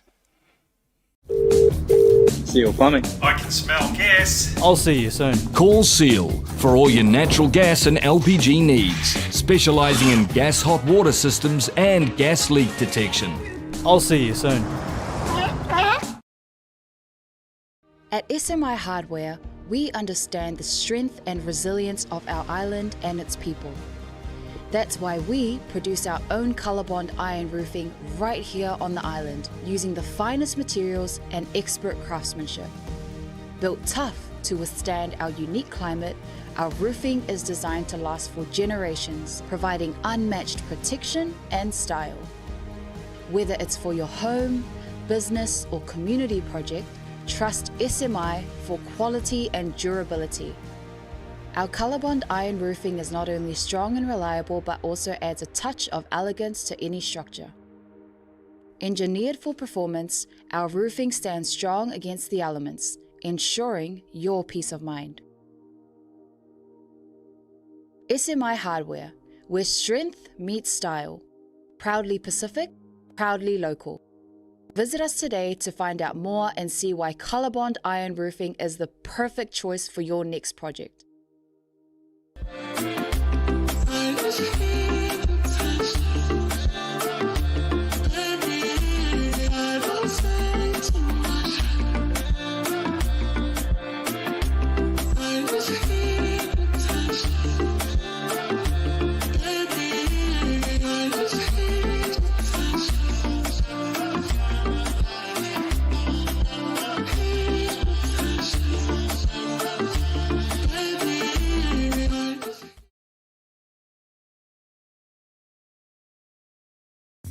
Mo tupe whamomoli Samoa, mana tualoa le Pacific Easy. O lo whaua pere tātou whamitoa nao le 5 tala te tongi mo tupe whamomoli pe ae whaunga ina le Pacific Easy mobile app. O lo avano fo le direct transfer te posi sa wailo tupe le tātou account ma whaatino la foino tupe whamomoli lungo le telefoni ai ngā whapitoa. I oe whaasauni loro teimi mau tupe o tonga tale pensini ai whaunga le tātou Pacific Easy app po le direct transfer mo tupe whamomoli. O lo avano fo o tātou ofisa i o Tara o Tahu Huma Mangele o tātou la silia ma le fitu se furu o whaasopori ai New Zealand. Mo nisa whamtalanga wala aule o Barcelau o Tasiono ono po numera masani au kilani o le lua fitu ono fitu iwa fitu wha po le lua fitu ono fitu iwa maru wha Pacific Easy o la ba anga mo tupe whamomoli Samoa. The Color Shop in Matavele can brighten up every aspect of your life, from interior to exterior. You can change the look of any project you have, from auto to home, around the yard, and everywhere else. Bring color to life with our selection of the best paint. Come check us out, because we're more than just paint. We got bush knives and a whole lot more. We're the folks that will help you kick that drab right out. So come into the Color Shop in Matavele. Call us on 25577 or 21527. Drop an email to cs.creston@gmail.com.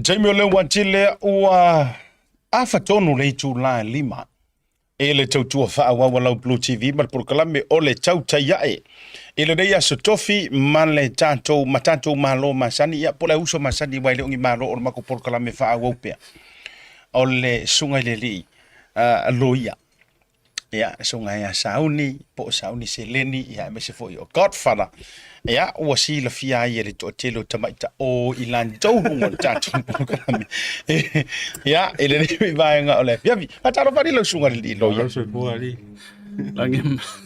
lange mai lo sung pe ya ese menga lo ya kele lo mai e va be fo ile fa fonga Samoa yon na tafafia e malo so fo maua malange ma mai lo sunga le ese dai mi te vai e vai ngatano tai do pula ya pe ye shiny like a star kama lo e ko fo lo ko va ka vai ku ye so ile si makai fale ali selu mai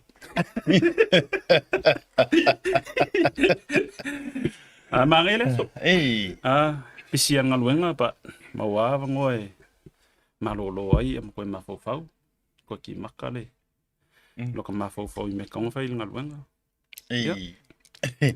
ya ai tanga tala to fo mai ele o la longa ke le ko no si fonga di Godfather e tau tutu mai lo mai fo ile wo longa ya ona ita mai tai wa te vai tu wa vai e ka un mai di no so de lo o de maria ya o be senga no ko fil fa il company pinko le nga fa ye e so ni sila ma mau ala ko fi sips o kofi ba nga ku fa ko le sili ku fa ko e pa pe reka au ka fia o ka fia fa ko longo winga ko le pinko e kisia ku fa musu e mai le vano so fa filo o ma e tau mai wa ma uma na faito fingole or company la fa tu le lo ia e visi Samoa tina na ma isto ina la lo Samoa tau fa tu o le CEO la le o fitfili ia vui masina mo io ele lei vui pe e kalango me pacifica fica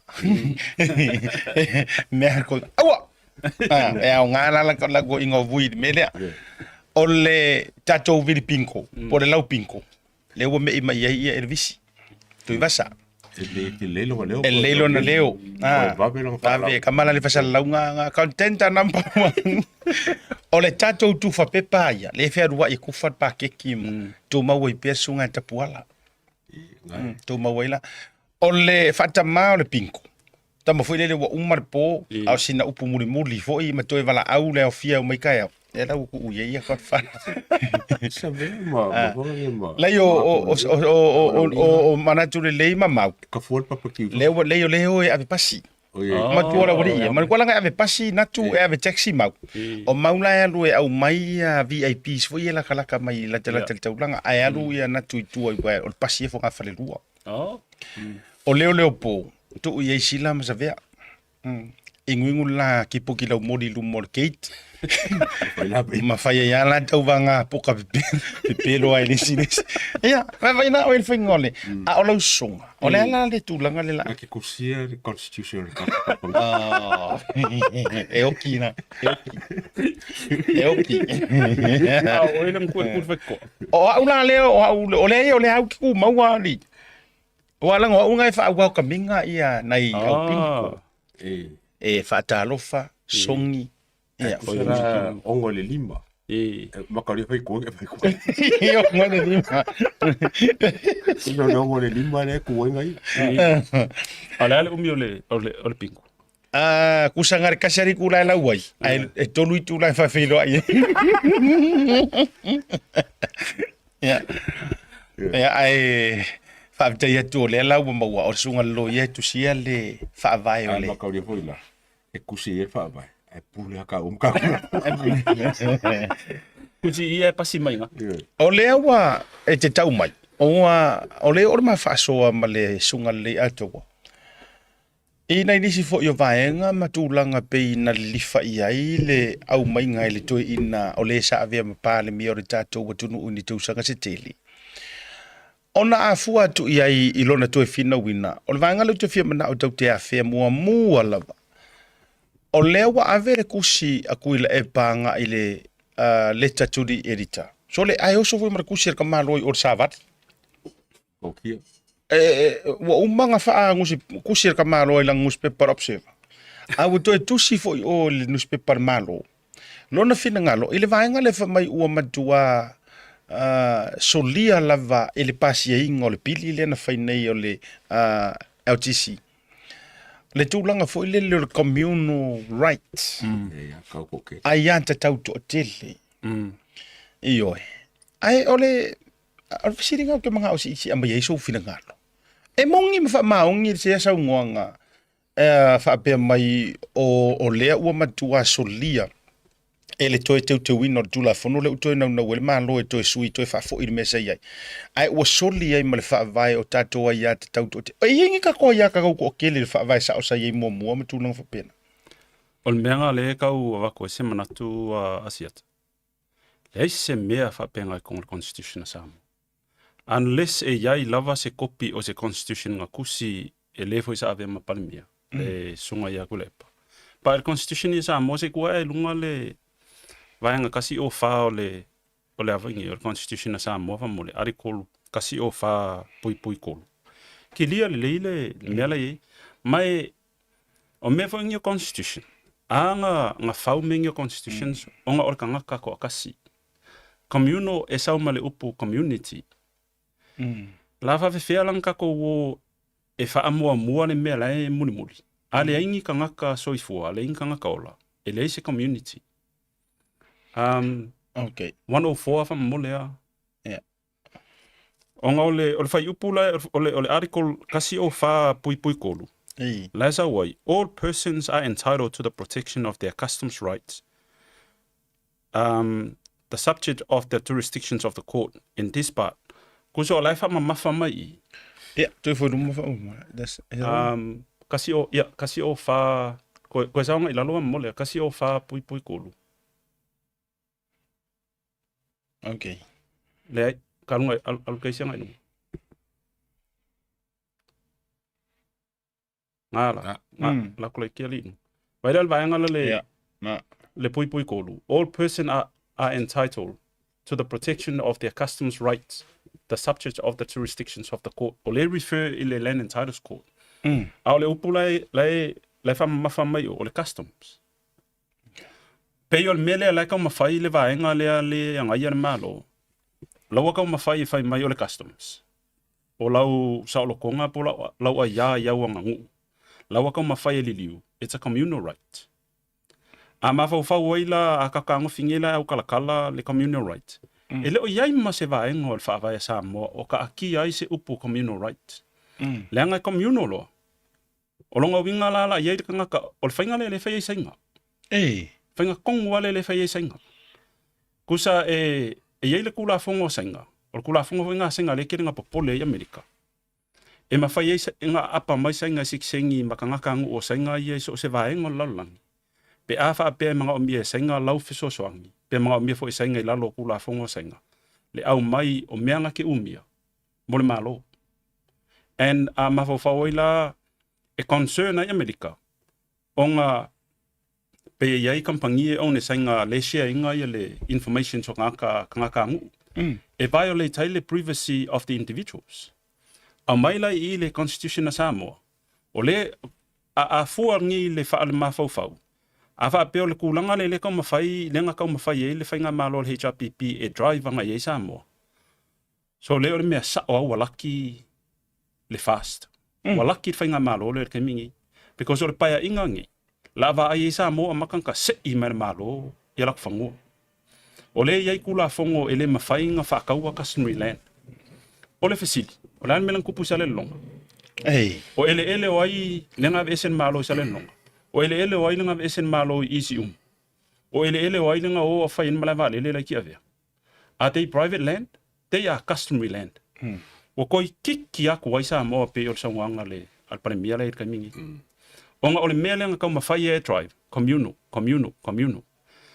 I can see, we have to read between the lines. I can see nga kau mawhai le whainga malo mua. E ave le malo si anga e whaava lea ingai makai Samoa. Leo mako whaua kula fongo e wha malo losi e oko. Mankua fo il menanga iai whai mai a ele i Samoa, a wha pekele o i Samoa, a oi o le sao. Ele ka awara o sao ki wha alonga kakala i Samoa. So in other words, ua wha o loa kaua le HRPP, lea kungu, walako pepelo lea kungu. I kula fongo le lua whelu sifuru. Lua o lenga, loa whait kaimingi. Ele ai se communal rights i constitution na Samoa. Show me fair kong le constitution le communal right. Ele va pela ke kango e sui le winga o le upu customs. Ele upu communal. Because o lau a ia whaaleangangu. Lea e pui le kula fongo. A fua ila le communal right. A kako kalangoa ngila le haafianga o kama whai e induce le communal right i ko kongo kula fongo. Longa winga la va pia mai ngila makai o lo ainga lea. Ele kau kakala le ainga. Ainga o makai ia. La whai fo ila whai unga. E whai an makai whapian makai o au e pule. I'm acting on the best interest of my family. Kusa po lai ko mumu le ainga. O le afianga nga kula fongo inga whai le lua whelu sifuru. Ia ula o le argument le o mai o le ngaka ma whai wha malu communal rights. Based on what constitution? And I hope ilva ai fo era malo le kaimingi. Wa makanga kaunga kufa constitution si aonga. Ave kufa constitution si primary school whaingia o onga kauma whai wha malu ai ma wha mafa. Ia o alo ma whanga o Samoa o laiki. I lako a ia whaakangaka. Le pui ar constitution. Ia mako kuae. Awangi ko ingse pepe loa lako. Pe ka ore be o se subject for le aonga Inga ia popoko ma ka me kia onga le wha vai o Samoa. E kau mai kau aku ila songa nga Samoa. Pe kau ke le se so kanga o Samoa ma kura fongo le. Ma sainga. Ke le ia so kanga pe vai e me kau kupe, ai ka lafu. Le me guarantee e ka lafu. Nga guarantee ai ka lafu. Ia whai se suinga inga ima whai o nga o aku le lima o kura fongo. I whangua ka uleanga ngu. Because o le interest a sainga laia i le Pasifika. Ma nga o sainga ia iaise lako base i le Pasifika. It's all about territorial. A fua foi la el manava lele nga fai ngei ki avea. O ele lau ele kau leangu. O ele fo e paking o le la fo ia fioanga. Ai wa ave ifo le kupe. Ma mea wa whawhingo fia inga ave ese. A o whea lai ku ile awhangi na malai wale. Koe kiki a kui kukuila. Yeah. And China, o lai kau ma whai ia sainga. Ia pusha Amerika. O le koula sainga. E lau ke, o le memo mua manga oi sainga ia lako ka ngofi take over Taiwan. Malonga take over Taiwan, ai sao. La mawhai poila e sainga ngā makalongo mai ko leki lako tet. E leo ia se kanga pilionga, se lau pilionga ngia kong uia sainga. Ngā ngati man mai a wakuloa. Paule mea lai ei, o whelpolo ke kina ngā whaui mako kupe. Le la wakumaka ngaka ngofolo inga, that is part of China. Because o le a sekanga, le ngā whaui kupe ngā ko o mai a waku ia mako. Rono winga lausunga sauni. E peila ya tangia mai o lea e ia se hidden agenda fo ile na nau wa ile to ina ia ile to fa walanga o menga fai kuila epa. E nau wa ina ia tasui nei fainga. E pe o ia se vaenga sanga fuafuanga masainga. Pa mata tau tangia mai ai o mea o mai fai pe o lai tau seika ngai o ile vale le masaina matulanga fa pena. Ole upu fo e kau ke masangi vele kung ue asal fai vai le asal masal. Ya ke au ia la uia field i mea ia ka au kupe. Ia, when you borrow money, ole me mua e fesili ai le lenda. What assets do you have? O inga o asset. E guarantee ele debt. E mawhainga servicing ale debt. Ia, ole levo ngā lila lo i ele whaingo fi. So what makes between government, ilunga le bilateral and multilateral i wāo kung le whaingo fi Because o le la kalango le city restrictions la a whapea. E au mai e whau ai mako awala. E au mai e whau ai mako awala o papa. A vaingi a seka i e invest ai sainga il Pasifika. E sea invest sainga ingi awala. Ai sea, nanga de mawhaingo aku sa e sila awala maafi. Alo o le wafu. Malai valele, fale mai, o fale kekele. It's something tangible le whaingo fienga nganga wako ala ko vaalele ko kongu whapa uka kai lalo palasuki ko kulo i ngā marifanga. A kapenga ko me lua i kulale la vai ko keo ese. O le ora le ngā mai sainga. Nganga kua mawhanga inga. Ia longa hape mai loa. Ia 5 mika awangi ko e o mai ngisi lakalaka mai. O strategies ia o lau, kusa o ko inga me ia laua mawhainga kupu isia kungu uianga len mai a sainga kupe. Yeah. And it's all about money. So ia ula ia, people will say, that will not happen. Ia wa o manatuana. Yeah. O manatuana ala ve fau lo sunga sauni. O manatuna le fai mai ai ia te fa longo fo inisio ila tau le tuanga. E peye moe lo loa peye le o peye fa pu mo oro na tau fina ngalo. E peye tis e musu e talitonu. E musu e tairo le talitonu po le lekea. E ongo kupu alenga kupu mai po solomonga e po ise tunu o al Pacific. Le wo take over sai ngala tau maleva. Aseka. Ela ko ele wafu ngai Tuvalu. Ele kung ol Pasifika ngai concern e Australia. E close e Australia. Ole wafu nga fai ngalo ke ole ngole ole kung e mako ke le ole wafu. O va ai pakai. E pa ko inga va ai mafai nga pakai yo. O va American. Ole akung uele killing exports. Ele kele fo imports. A fuala ia I fai mai o aki nga e ngai mawhainga le le ka maa ainga le kungu. Any countries relying on imports and exports, mor ka maa ainga, o le whaakaua inga. So, Sormona le tununa, te utiko. Ai awa pengi laka ngo fi whau ni wafu kekele, ai o mai whonga le mawhainga service le mawhainga kokongi. O ai la laka ngo fi e kokongi ngai kupe. O le whawhika auri fo ile alati o ma Australia kai mingi. O ngole wafu I Darwin.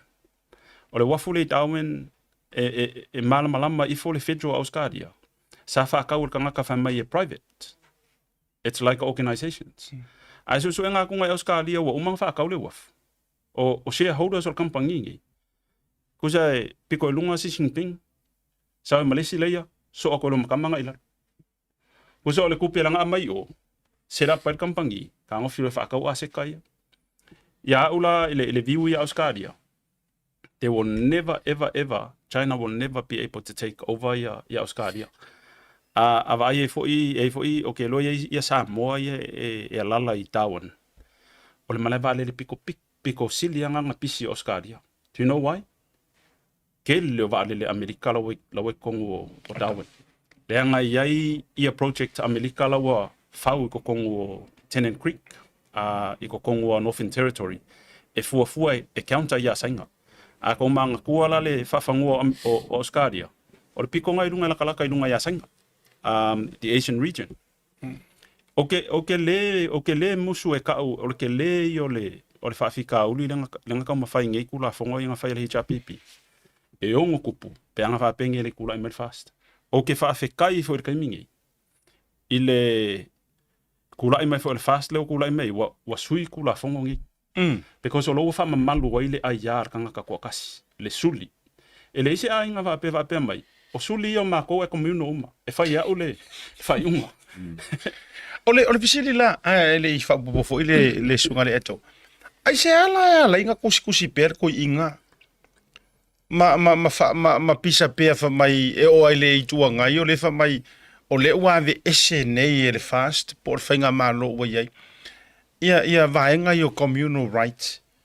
Ale se me o sa pe langa mai to no le fa. Asala so is this can we say this ole fai le kala kau fa se por me vo yo na oni palo le fainga palo ka le fo lo ma. Ia se me so fina ngale to na to va tu le. Ele ngai sa wa makauri fo ele sa ngol pa mi le fo sa ngol ia la uli mali ko. E o ala kula fongo le me fa penga ko. E o ala kula fongo le fa lo afe los fu le me fa penga ko. Le fa ko la kala. We falling on my omea sanga manga o ko inga fai. Ai ngo fa pe por kula fong. E dise me fa penga ko. Ole ala ma fo anga le na pisa pe to ina. Awa au tango ta u le me o pe ka fa se e le me fai. E sa o le ala songa o le sa anga o ka fa se le ku. This is politics. You know, like on mafai ya e fa malie ma fa kari konganga. E se o a sa o la ko. But I think makanga malama ia kangaka Samoa. Wa levanga kau whaavalea ka kou e whainga malo le HRPP. O mea o mga whai mai ai, it's all rubbish. O ngā awa aiengi, e le I serve le whainga malo le HRPP, the best interest o le akungu. O le kelo kangaka whai mai o mea ngā sko inga sa whai. No, o kupe kangaka kongi la whonga ngā whai ai. They were managers of the budget. They were managers of the purse. O kula fongo foi sa la ko faia. Ia o mer kaimingi pe koruka la ele le minimum wage la ia sa mor kaimingi. O alu luma sa mo po alu ko. O lai kur kaimingi. Ele o me ia ngai luma e fua ele ke leo ka kama ainga. 80% o ka ko fangua. E mafainga produce ele food basket ala ainga. Kaimingi ua fa mo uma yo fa ka umale supermarket. Really. And amavo foivela ya ka ko ingi. Those are basic needs. Food, shelter, water. E fuli sa mo. Ia e o foi ku en ma ko afi anga ya sola sa fuli le vai. Kaimingi wa ko kong. Onga o mea umanga fai. E ka uma fai e commercialize a ko le ku. E le fa pela le ka uma fai induce aku le intention ia ko kongi uma mea uma fa nga kanga. Ale ke oso even me ole ke puia la communal right. Like on me konga ka o ka fa valia. Ei. On me velanga la nga vili al ko inga fa pe ka ma fai e because a ma fa ngi e ya isi pe ole au kai kolus fulu luas fulu gausanga. This was the only leader they know le ka ko. Eia. Ele ia ka ko nga feola e wa ka ko manga kuas ko ingo ko filau va ai kolongi ia ma ila ko mua o like okay compare ma contrast like okay malama leia yes they all contributed but le foi la ka ko mai ko ngi wa ka ko va ai le mele la ko democracy. What they did under the HRPP in the last 20 plus years was all gimmick, was all fake. Ava pe o like ko kulu fale ia nga faui I kupe asainga. O ai la fia ngufo fal kukulu. Nga anga keke le mai o kingo fale ai empty. O le malava alele foi lai fale olo. Nganga waku o sainga se vai kaimi pe afa pe le mafai sa monga kongi ai kalafu. Nga waku wa take over. Fai ngo fie ya sainga nga waku take over ya aseka lai kule pora. Because e amaka inga nga kukua o sainga inga can we get out? Na? Le mfai finko e lanse si va alele kong. Ama fa waila le strategy from sainga. Smart. And it's all ol melenga mga oi sainga push sa kung ol Pasifika. Ia open la ko customary land. E mafai yung fai pisingisi. Paai fo ila le ko kelo lau sainga ia wai sa mol vai kemi. O le sia walang fa nga sainga. Sent mai la kang ka fai pisingisi intermarriage. Absolutely right. Intermarriage. Because wai loa sainga. E iai le ka koangu. E fa alo i fa yava ma ila ko fo i paulo. Fa makai loa le Oh sainga. yes. Laila o malama sainga wa ko kele fo yonga sainga wa lo fa samo. Laila o malama. O le makai o ngaia e pulea fangua. Maka maswafa me Fa lola ia le markele o fale ma marpisingisi. Au makula ia le lima nga se fulu kausanga. Wa mali li waku ku ao. Ai lo fa persenga oh no. My land. Me chief. This is my land. My money. My money. Me pay land. My house. Take your house, go somewhere. No. No, I'm chief. I'm chief. I'm Asiat. I'm saying Ai vai ngi e o fula ngi New Zealand. O ko akelo le au sainga le o mai claim le asylum ngi New Zealand. O sainga nga kuli mai sainga. O e fai pisingisi fa akau fangua. O ku pele la abaku. Pa e lalo o ko nga mai o kamanga ngi fa ali lo male miro finka ya sainga. Fa mai lo sainga oh you steal our money. E ele sainga nga mai le kalosanga asainga vai kaimio ele le leipa pai kami o minska o famasingonga ia si ali ko elau fo ile loa pa foi Chris fa foi nga mai ele kalosanga manga o sainga extra tight takul sainga nga le ngai ngi o nga vai mai fia se lau milionga nga kangor sainga ngoi mai kala sainga no nga ko au mai ku pe ke sa fa ka o pisingi singi o le kaimio ke alwa ko ai longa wingo ki le len ile ko ki fasio kia ele mafainga sa ingia e Chris Fafo ile extradition notice le order. Le anga nga mga o mia ingi usila le guarantee mai sainga. E kouke le fasio kia kanga ka le pead wako. Ele isi guarantee nga mai. O le kwa inga strategy nga le fa nga sainga le ka send melo kanga kai Fafo. China wants to take over the world. Ai anga fa pe genuine le interest a sainga e lau ke take over inga le laulangi. O le vanga lako fain meang fai langa fai Amerika kanga fai.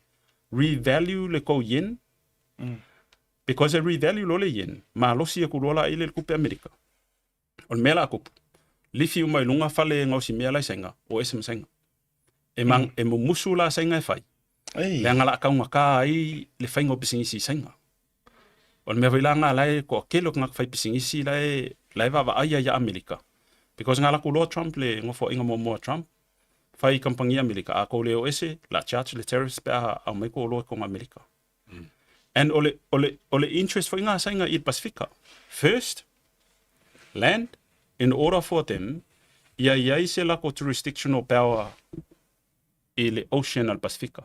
Pacific Ocean is the biggest ocean in the world and this is where a lot of resources, fisheries resources ia foi minerals la fa mai kanga kala ka ki ko le ocean al Pasifika. Ele uma fainga excess ele kelo aku o ngala ka fiofi ava ia le move a falangi manga o falangi ave se French Polynesian Malacca na le ngala o lo falangi le mea singa le fa penga fo Amerika o le mea fainga le wala inga kau io e mai New Zealand o e koso mai aku o Pasifika ilalo le umbrella New Zealand le ngala intention na singa le ai lo ka mo fai singa overrule a kolala. I afia fim ka ko samo. It's time for us to wake up. Lono wingala. Vai e le upule au mai so o fai fai vai sunga le loia. E le upu au mai so o lava e le tuangai. E mai se foi fa tal no ngai au mai e le mongi ma lango tu mara tuale si isu fa pe semela le sa tatu fa tal noinga. Sa nau mai foi sta se foi pule le tuangai.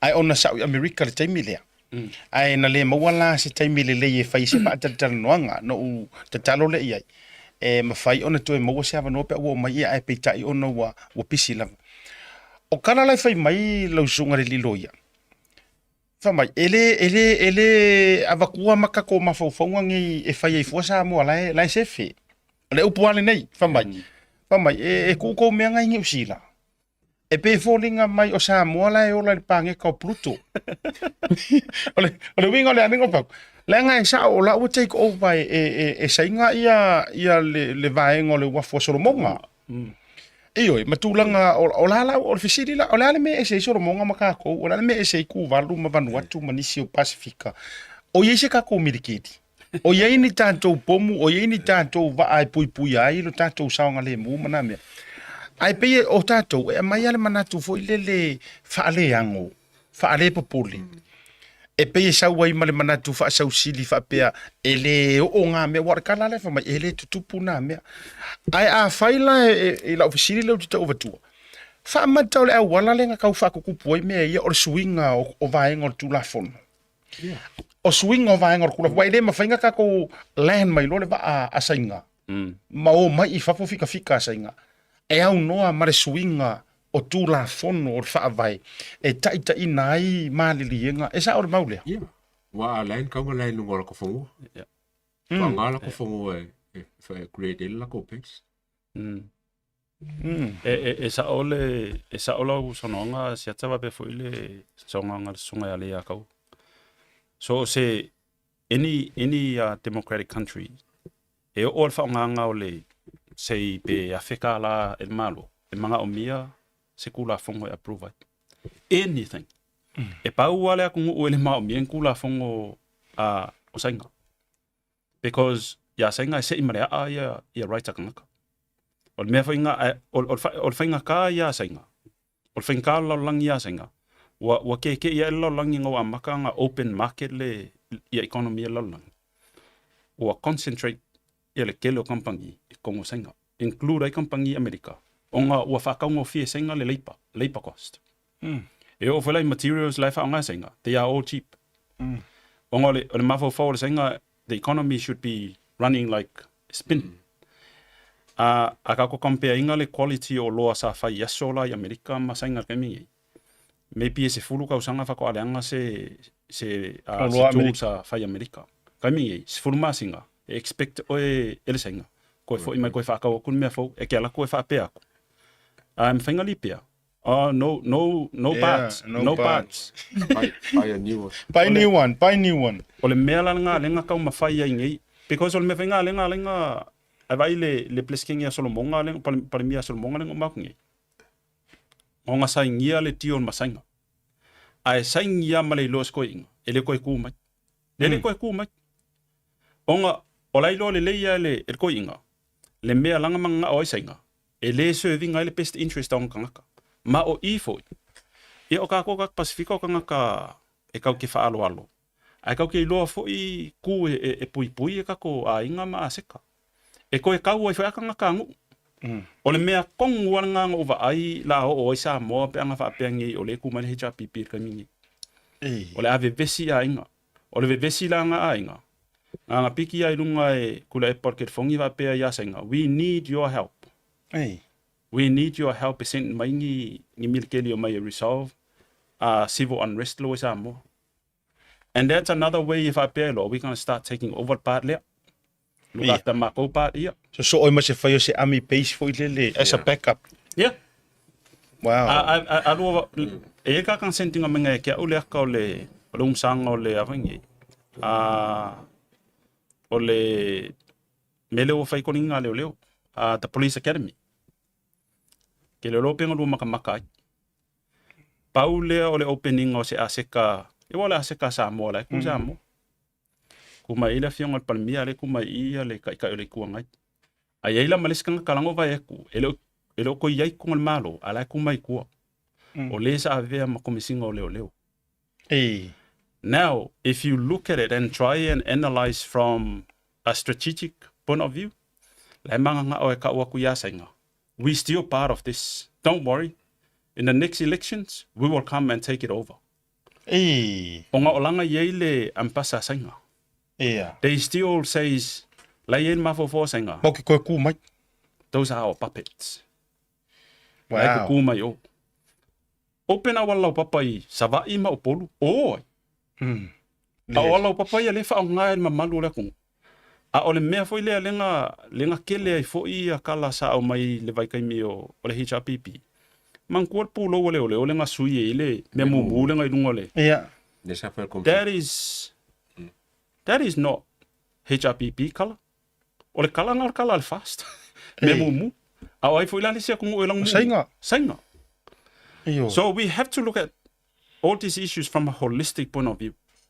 Because pai ki o foi ka ko ai ngai sa moa va pe o ko ke pole a ma ka kalo mai sa o ka la le si ko inga sa u learn mai i me yo le lo ka kalo ma e fa longo le nganga ma fai me le nganga a lo ka kalo ma engo fongofo ai ro ka kalo fai kala le na te fai tu e moni lau sau no o uta ya le sa isi ma tu sa isi uta mai uta nei fanua na isi ma tu uta mai peaceful uta ya le sa ai o ke i fo il te mi fatu atu tala hele pura o tala tu samo e ngai ai ma fa fo ile le fa mana ma fa sainga ye le tu ai lungo le awala o le la o ke le lopo le atonu le wingo le ma ale po le ma fa ro mai ai o sainga o nga le awala le po le mai ai wa o fa sainga ngai ma le fu a sainga por favor lai tu me le ma te le a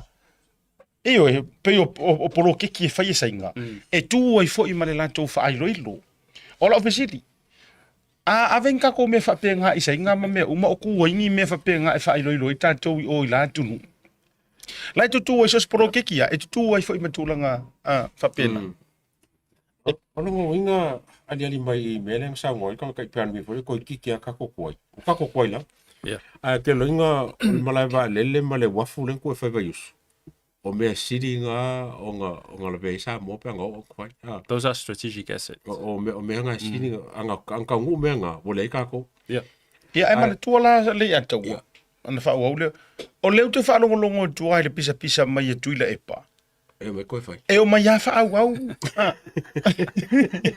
wala nga le na no watua le fa fonga me le tu wala nga le ko e pa loka a o mana ia tele le fa mani nonga a o le forfolanga nga e foi mai ya ko e fa au le wa fula are they on holiday or something le foi la to foi le mele na forfola ia fia me mala audi ma olo ma wing e ko foi ia kuno le panoka treason no le vanga o le si me foi le sa o ki kilo ye o kai mile ngai ku le pa mal fanga malo ko ki kia me o mala bo sing yo ka ba yo ka mo moku le fanga le trend le le o ba ku le wa ngai me fanga malo ya musila Australia America a kai mo pe nga ka ko mo sing la fe mai el kai mo fa pe el ka la ku le pa ya la me ka ko musila mo Australia le mai me sing fengo fianga mai me sing o le whawhikau lia whanga le pēai vai ngi kai me malanga i fo ia le sunga iaku le pao a whiam palimia i sainga. We are not privy discussions le whai o. E ako ngu ngi pe o New Zealand, Australia, ma Amerika. E mo ia iei discussions e le yese media. Pa e uma o mai brief le media. Ya kako. They never come and brief the media. Ya ula. O ai oi loa inga ia dios laifai. Pa o dios o laifai ilunga, you are a representative o le akungu. O e lenga vote ai le akungu i le foi kaimi. In the interest of transparency, because of terms here, terms in masangianga la unga mele sunga yaku lepa. Transparency and accountability. E le fa pelanga le o mai ka o mai. O fola mai ia dios mang agreements sa sangi masanga i le vao sa mo masanga. And I'm sure kusa umaka ko ia ilka ko foi vai. We are not against Chinese people. Like the world is against a regime o le kau mafai. And it's going to be worse ngai lo vai kai o Hitler. Le regime le asenga. E rule le bullet. Afa pe ke ele kai ka inga Xi Jinping. E rule o le bullet. Mankua fo ia le kula i mai Xi Jinping. Sa ia i fo le constitution asenga lo wala ko fo Xi Jinping sui.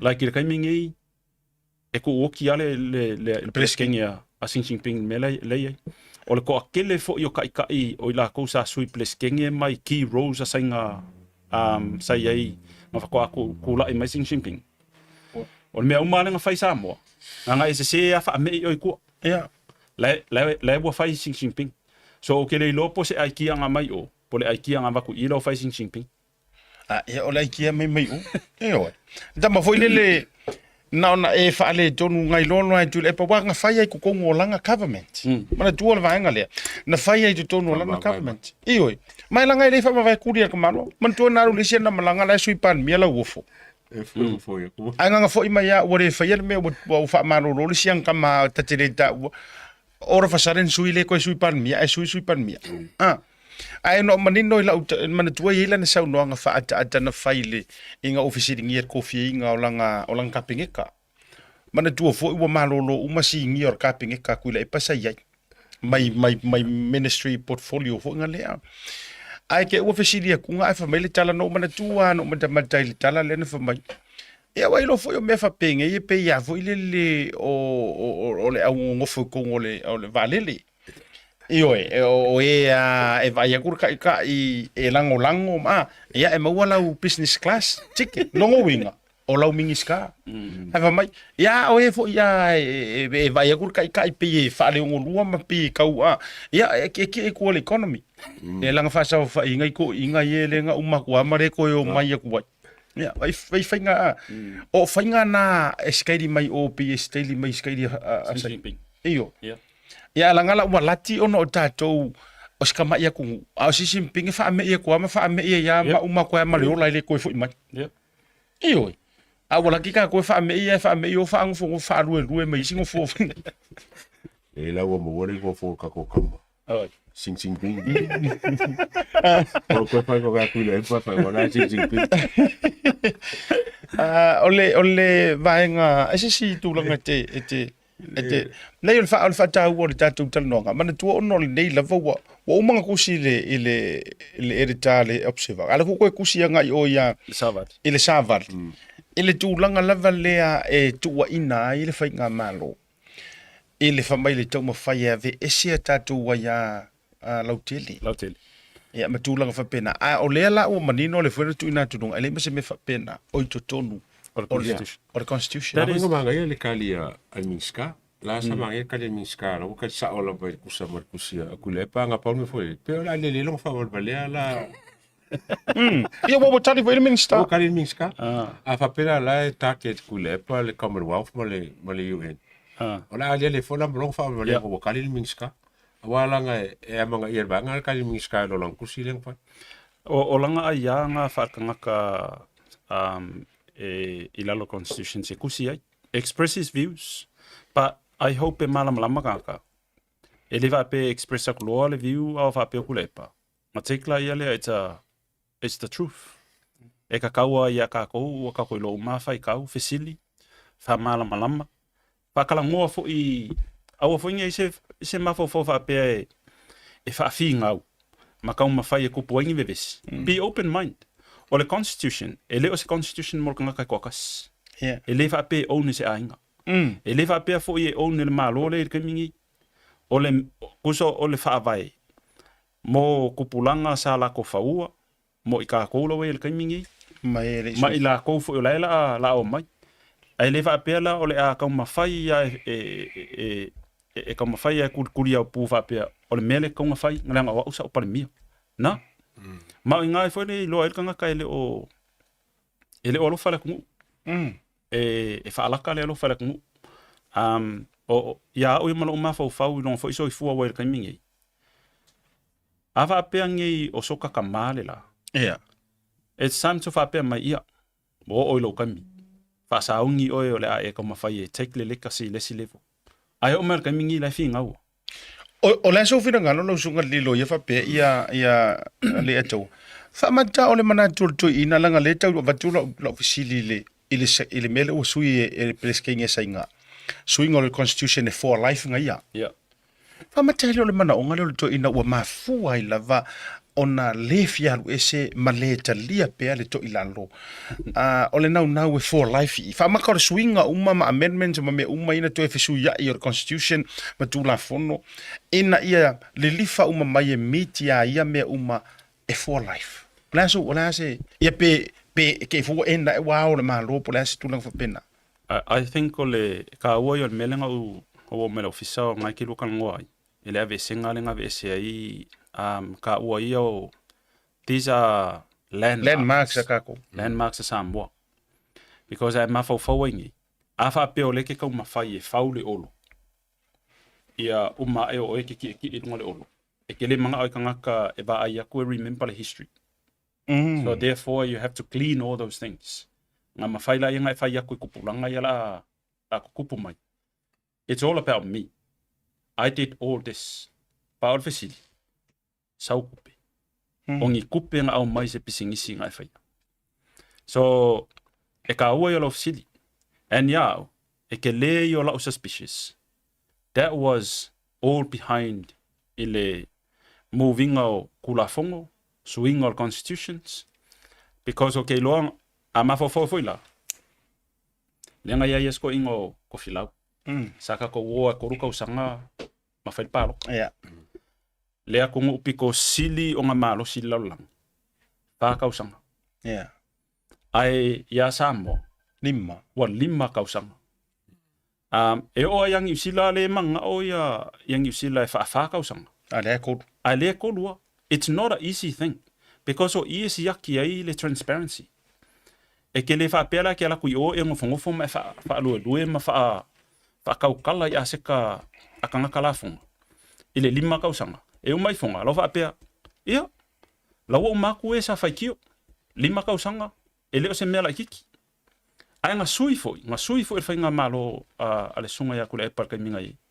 Lea la ua koe kusa o le me maalie la. Lea ua koe ingu ali mea ngonga whaia. Sorry. A ngā wha pēa ngi, I'm sure o lai wha pēa. Mai maupea ngā koru. Se mamangu o whai ngā pālo ka kaintingi. Ka pengi o koe kisu ngā Pengi koe pingi al pālo ka lai le ia wesi. Ia. Wala ngā noinga koe kiki a lua kausanga o fia o kau. pengi no saun ka ko la whai. Yeah. No, this is the fourth year now, woma. Pengi wo sora pālo ka kausanga ki. Isa o. Tanga wo le a tore whātau sanga ka. Pengi wo i ka malo fo. Eio. Ia, a mawhawhawa ingi la ile strategy ngonga kango whau. O le ale mafuanga ngā lainga whai le lima kausanga. E fiangi o loa lai whau i Samoa o lai manga o melalang yako. It's more like we are depending as a nation i o loa e waku kokong. E le wha pēla o le kau ke wha moe moi o loa e waku kokong. E wha mea ka kaunga wha lima kausanga. Like, ia au, it's good. Le lima kausanga lau e kamingi. Because e ka kauanga koe wha alongo e le ki ngā fo e le mea ngonga whaia. Ang wha pēa ngi la e sau o le HRPP la i le kaimingi le lima kausanga ngi i le si lima kausanga. So mai le au soi. E makua i woe sakula ngai lo o mele kau kalango e kaimingi. China will start come and collect the dates. Ola siri lea sauni ma le ataua. Ua whaatupu manatu wa lau taratalanga lau sunga le li loia. Pape vele sume le ataua. O ke saungo, ale wo kango li si lano wo umanatua ina. Li si lano vaenga nei. O mea ke kele ngai inga sui e kuila epa. I lona paia inga. Lea ngai antangia mai ele vaenga le sa ma whasoai ma lewa e whaono whapipi. O le kilingi ese o le history o Samoa. Ai whaamaka mai le history ia ia.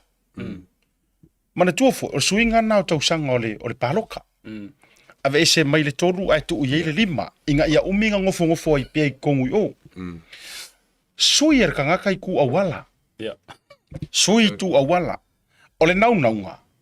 Ia kako kukusa masainga. Ia ave ese Amerika.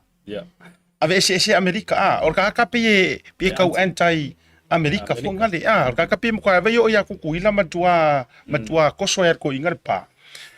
O le taimi. Maso. Pakar ka rea pingi ka ko daylight saving. Ai ngale kolu i ku la ka kio ese mai ai mawang usila.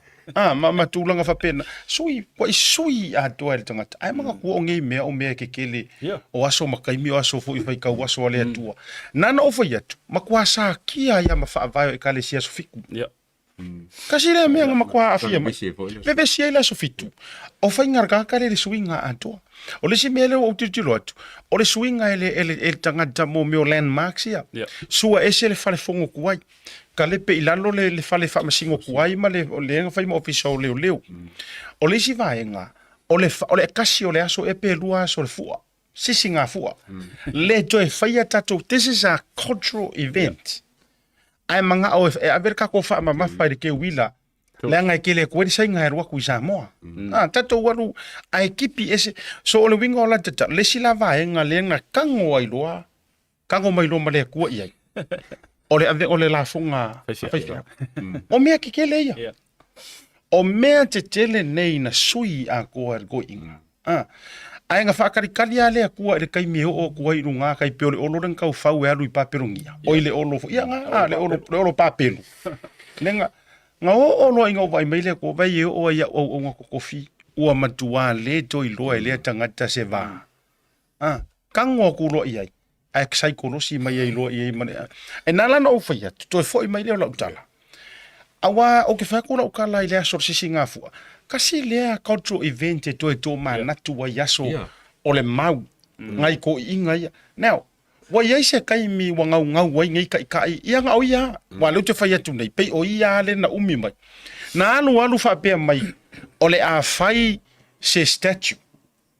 O le a whai se maa wha mangaku o la waki i sa vai. Ai whai se maa wha mangaku o kupua kamasese. Se aka fo ile se fatusa. E ni fa pe o mo menga e attracta ko kulisi. Sa ka ngo o se ka kusisi nga fu ale limas fu ko sanga fa pe mai.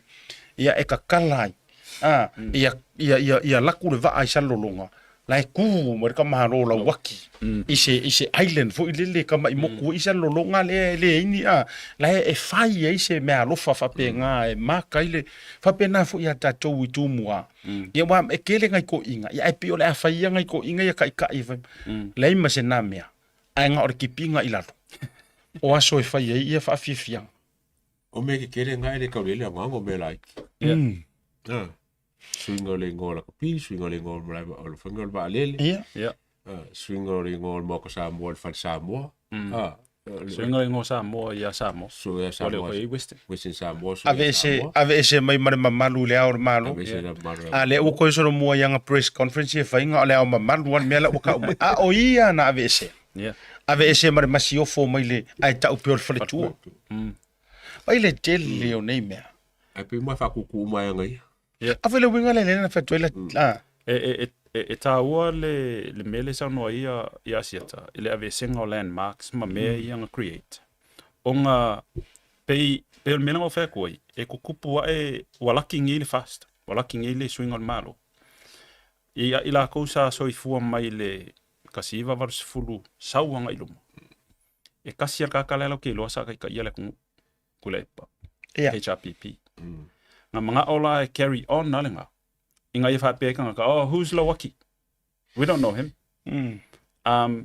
Le fo ila wa ai le kelo kanga ka ile influencer sainga i Samoa wa kele langa se kia ile mamalu le kong onga le kupe ai ele ongi kupe sainga ko son menga langa manga o sainga ya fa kau mai kanga ka Samoa male kai ka ingo le kong ngai mafai ngala ko kama fai control le kong. So afa pela o lenga le swing o le awala, it's very anti-America. O le mea fo ingo mafo fo ingo ave ese mankuole ile vai fa le globe. American Samoa is Eastern Samoa. O ave ese rola Western Samoa. Ngaleanga e anoi ya sainga. Pe afa pe o Samoa e elisi piko Samoa e one America. Si. E pulea America. E anga faila o analysis fa apea.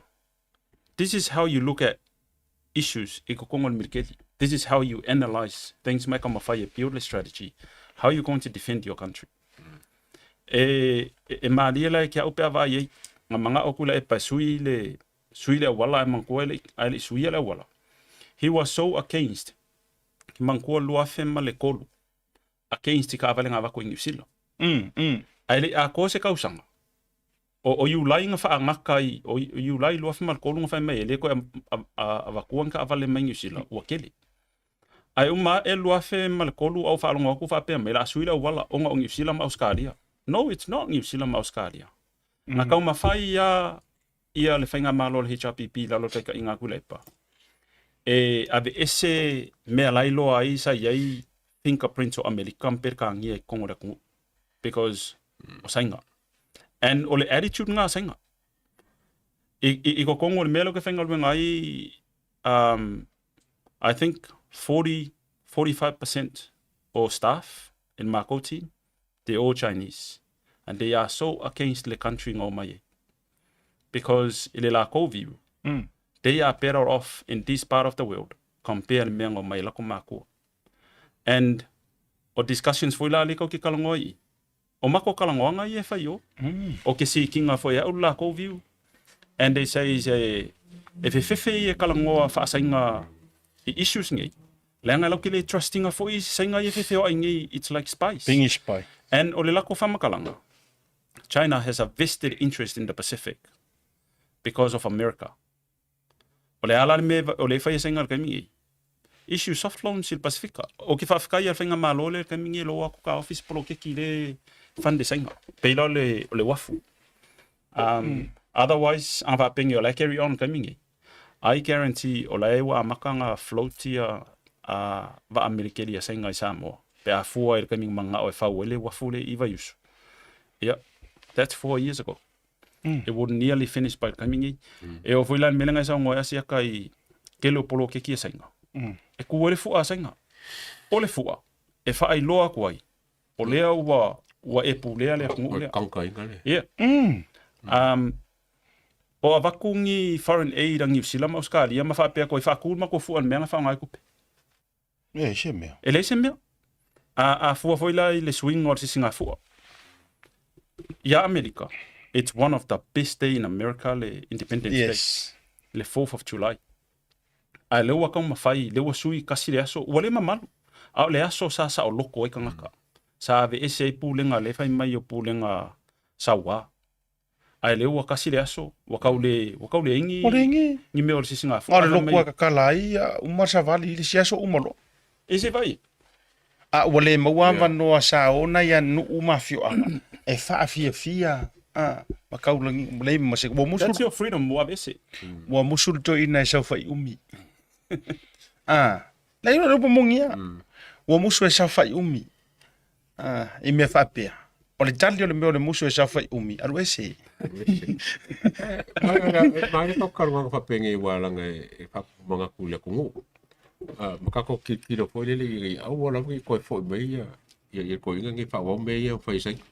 Koe kui sisi lima kausanga marolo a fia saura sis kausanga le a kula vango ke le lava nge e makwa fulu e sei me nge kau kilo ki wa ka ke lo lenga foi ya kai lo ese yo sis kemi ka ka ngo ya sa ma fo fu pe maka ese ba ngole or fa vai e ka ofi la uri contempt of court, contempt of parliament o ko ka mo el palo ano fa pe wi ai wa ele ma faini to entitled yo ke renga fa vai pe maka e se vai ngai ma faina e tau sau no ai lo sunga le loia wai no fa longo fo i ya tel ele na male la ina no fa longo fa so ale so ya savea na ya ta wai ya I think ole ma kwa enjoy ya last time ngai ko inga ya wai le ko inga ri ia le fa marwa so mai nga or ka mai kiki ai ole enjoy walanga ele toyo mai ele to Italia pe but I haven't done thorough research le vaenga le o fa fika uli o le issue le lenga charge le vaenga le contempt of court mankua olai o record le convictions ele ama se senga mal term le ngi usila discharge without convictions yeah ole fa fika uli la onga the harmony agreement ko e fo ia harmony agreement because anga fa pe ngi le harmony that's a mitigating factor la langa take it ko ole fa mamalunga fo inga ole ka koanga u le fa mai ele kasi o fa ole constitutions ele right ro kanga ilanga nga customs le anga consider le court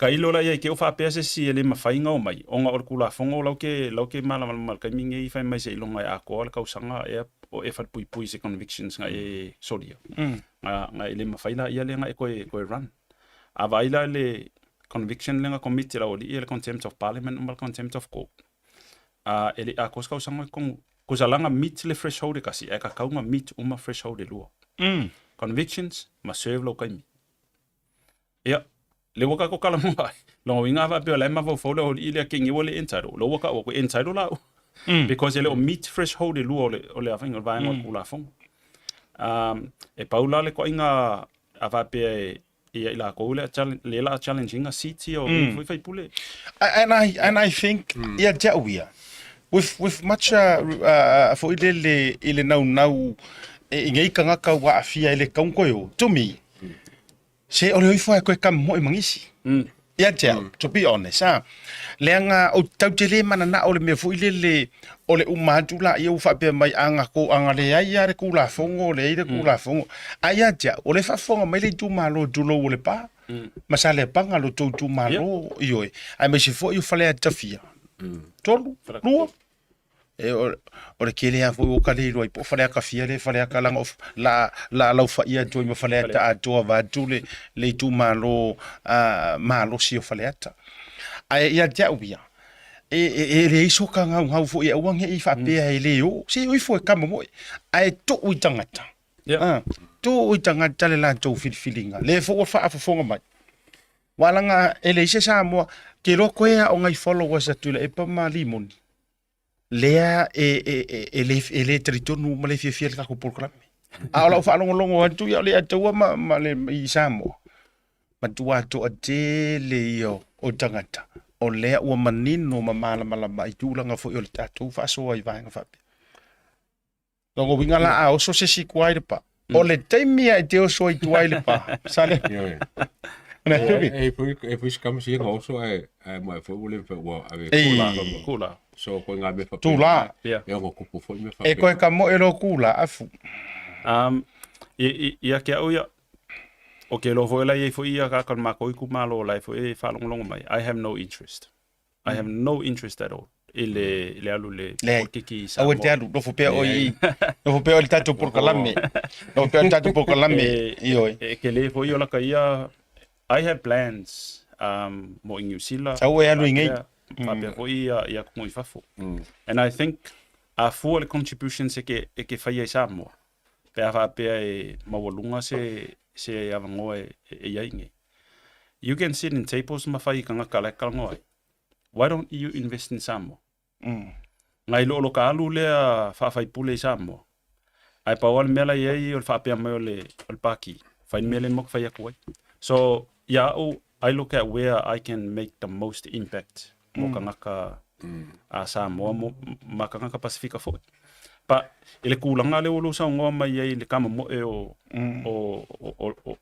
ye fo ikamali ile kongole ele aise elections and democracy the best judge if I'm a single ai kanga ka sala ko umia ia ngo fo kumalo kami fa ia fa nga fitfininga awa fo ila le fa ia la fa nga fitfininga va pe sinunga ole ainga malea pa pesi longo le issue ole ale issue like interested ai like papenga fo ya ele fainga palo kalinga uma ku ngi yang yusila okay le palo kal lepa I lost my faith and trust in lepa ngo palo kal New Zealand first anga avela u party vote ile green ongo siuso ya efeso so and I was so lepa supporter ele va pela lo ka wa ku menga palo ka ya u fa pelo is kanga ka o mako foi la fai no I'm interested in issues o la ke va ya o le a fia ile si generations le la o mai if a penga foi sa ka ya ku o la lo ile fainga palo ka sa mo ask questions pole ale it would be very interested se kai mi I sui ka va ku malo o if debate o issues la va ku la ku se moderate ma fai mai po au plans nga ye ile ka ma fai take le kumalo ile si kulanga and o nga fo ila ke ku ko ai va pe ia o me lo ke ma fo fai and ava pe a mai le fa ko kwanga le kumalo o connections ngai lo ia lo mafainga o maua mai overseas. E le mafainga ki nga e malo Samoa just looking inside. Yes. Because o le value o kako kala e determined by the trade. Yeah. Ava pe voi la lai whakau mai oloa le pai I yanga maa mos whakaika inga. E le mawhainga alua I runga le economy o le akong. So mga o mia I o whaipule e open mind. How are you going to take the country after 60 years of being independent? How are you going to take it to another level in terms of development? Le melenga mako o ingi I Hawaii. I see le akong o e develop. I lungo le lava a lai kuku o I whalkan malo. And o lungo le lava whai mai whainkaanga sua. Those are ideas mai kanga kalemanga o develop I akong. And we can do that in Samoa. Malo whaktai. Tatotu sina malo loka. Iyo e se whi le usi mai o le. Tatotu au awha tonu le tūla e ono. E lau tōma mau tu awha I tūla mai le tatu programe. Tatotu tatu whabitoa. Foi mai. E wha au tatu whasoa. At SMI Hardware, we understand the strength and resilience of our island and its people. That's why we produce our own ColourBond iron roofing right here on the island, using the finest materials and expert craftsmanship. Built tough to withstand our unique climate, our roofing is designed to last for generations, providing unmatched protection and style. Whether it's for your home, business, or community project, trust SMI for quality and durability. Our ColourBond iron roofing is not only strong and reliable, but also adds a touch of elegance to any structure. Engineered for performance, our roofing stands strong against the elements, ensuring your peace of mind. SMI Hardware, where strength meets style. Proudly Pacific, proudly local. Visit us today to find out more and see why ColourBond iron roofing is the perfect choice for your next project. Seal plumbing. My drain's blocked. I need a seal. I'll see you soon. Drain unblocking using high pressure systems and cameras. No job too big or small. I'll see you soon.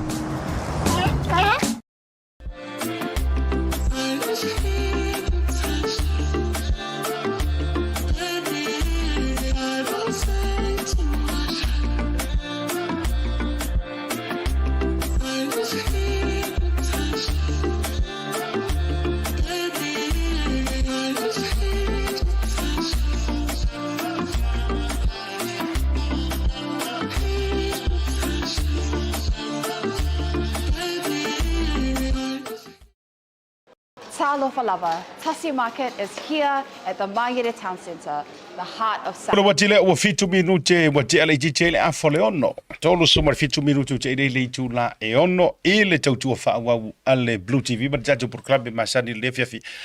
Ole tautu ya male sunga le loye ya sauni seleni bise foi. Godfather le antawa. Ya marfui. Ai tau te leito e whaasolo nisi tatu mta upu mana nei an toi wha mana tua turi tātou papakiu. O le tātou papakiu mansani e te maua I uma mātou fo I le asa toa nai. Mau te sao whawhai ei fo I le tātou tipu ti koko, ma le tātou tānoa ava, ia ai whaasau, ai whaaru tātou papakiu, ma whaiwhina e message mai ia hana, ia e tā ofi pe fia ni au plate, ma le tūwha le tātou papakiu lea. Ya e te tala foi leva no mo ila tau ia tunu I fafo e te whatau mai se papakiu ale au vai ngā lele o whai ngaruenga I Sina. Ya ma e soani mai ei foi. Ya I si tau ma whainga foi a si urupo o masi lan tau ainga. Ya ili tātou address le nau tu ina tu. Mai se oi kofor kako o tai. Rā can we ready? Ready tātou papakiu o tau vavave mai te lele o sunta. E awhana iwa wa ready. Ya pe fatua tu ia dance fulu wa tatu ready. Ai so ye ke usu mai le ngor kai o lai fanto afia la le. Ya tatu filwa ila se to na tatu popkiu. Fo I mai la ia le o tatu wa faso. E ye no fa fsili ila ya tawa man na ye fo ye fsili ia ile tatu wa sunga le dilo ya. O ma fo per ka ko malo longo fo ngai fsili pe sunga fo dilo ya. Nem ka upu le o fai pule so kula fo ai sa fai kai me fai pasi kula poko fai kula fongo Samoa le ka kilo maka kai ka kango ye kula epa malimo e fa fea e se kanga ka soli kula fongo o nga bea o se vaenga po se pa e fai kula fongo Samoa fa fe le kulanga le ma fa va Samoa ma kula fongo Samoa ile fa vai lo ye se vaenga e ma oki mai ai le fa pe o modia o se soli kula fongo a criminal charge on va pe lo la ile o le a ele ko tuloa fa pe lo la ile ala ele ko entitled pe ke le ko yanga ba ele kofi fai pule por kofi a fai kula fongo pa ia ke au a kampea ngi peila ngi sila o le ko akele a manko fo ile le fai pule le green le nga fa mavai that is where you see your conscious wa ile nganga e ko ia ngi me for the public ai lesa avea o ma public figure ile vai ele kungu o lai ke sa fai o ai ua palapala o dima e fu ala kangaka pa ile vai ngol kula fongo o I fo I o ke langonga e ala nga ka wainga va ai le fainga malo le kaimingi masisi fo I fainga malo le o le akula I maluma o I e worth faile va ai faingi amendment o the constitution because aka ko va ai ngi kangakangi o mia ko fai pule they are role models ele nga kai role models ya Samoa ko au leva ai ko ai the Commonwealth the Westminster system they are lawmakers o ingengi usila va penga pel ka ngia o fa fikau li finga life finga ma medical kemingi on ko ingale Trump o law approve le si criminal convictions a Trump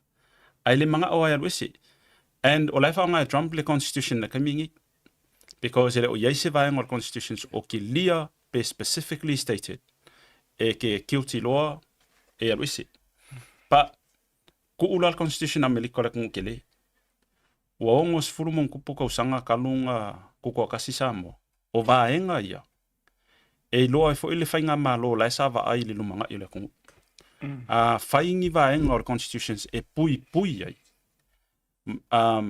le kamali ianga o ila ko ye o mai e fau kula fongo because ele and I'm talking about the ethics and the moral e kauke anga sala from ethical point of view afa pe ole ke sa we fau kula fongo ai parpala o lima ingi au solinga kula fongo that's ethics vai vola in New Zealand e ke alu lo parmengi you have to declare interest conflict of interest ma mea po yang pisingisi e involve ai o mea foinga a kongu e kakau foinga va en malo Samoa because ele kakau nga onga affiliate ia kangaka le fai kula fongo ma ila ko ia fai pisingisi o le ilanga interest man ko pisingisi driving the machine of government ar kangaka le fai kula fongo onga ia e driving kula fongo mo kangaka ko kasi ma kangaka fai pisingisi so e ke le ia la ole e ka u le fafsili le sunga ya le ia ka u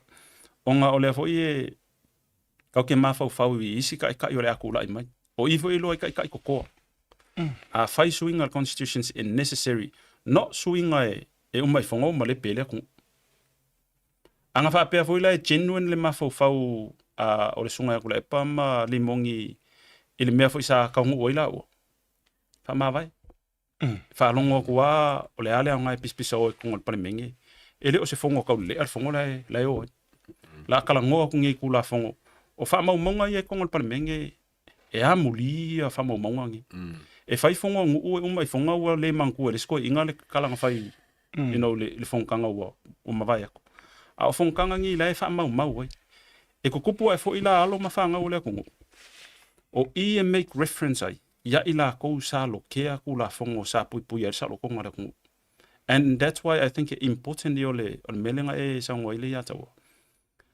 awa ka ko ma fai ka ke o lo loke mea mole a ko ngu ngei maluma I like okay do our intention is very toxic malo a faftai ole po lenga po ile ma ke lo fa manga lo vinga e lo me wa le mai e entitled la o como el paroka ko en charo ngo fo peo onga ele inke ke ngor kula fongo fa en ka fiela o kula ngai o por nga kele leo ke ma o ke manga kuye fa fe pa o pa se kula fongo ai ke wa ve se paro ka kule e pa mani mongi e pa si e se kula fongo e le fe kaui e le fe kaui mo se kula fongo le lai ka fel malo e fai a le o le pa si ngo o le e ka ka so kula fongo e ko i ai lo a la pui e fa vai e le ke ngo i o e technical ia la ka lingo lo city because mafau ingi la le la o mai kula fongo nga pa si e le fe kaui nga pa si o nga kanga kala ye kongo ino la prove le sol kula fongo e paula le wala e mafai e lo kanga kala la fier kula fongo le pe amolia le lo ia la e ka kaunga makua i makala lo ia. These are part of the arguments e submit i le court. Because o ila la fa i lo ia. I le constitutions, e kalangoa la constitution, e challenge la constitution si e ko inga kula fongo fa pea. Pea fa pea o lai se va engol kula fongo le. E a fi ai rights sa lo konga po a ya kaua ngaka le lo constitutions. E mafai fo ila le lo ia. O nga convince le court. Refer ili answered, I records al palemenge. Some of the key people nga lainga pa sial kula fongo ngi. They have dirty on their hands. And it's not about but it's about upholding the rule of law and the authenticity ole kula fongo. So, and that's how technical ole approach ko inga me va pe. Pe fo ila ole kaimingi le kele anga reference kanga kaya mautun ave senga mautun ole super. And the court agree with it because it's like le kele ole viwa ale ko ikula fongo nga fai mautun. Stupid. So my fai lola se fai unga se court is sort of like a case se kula fongo.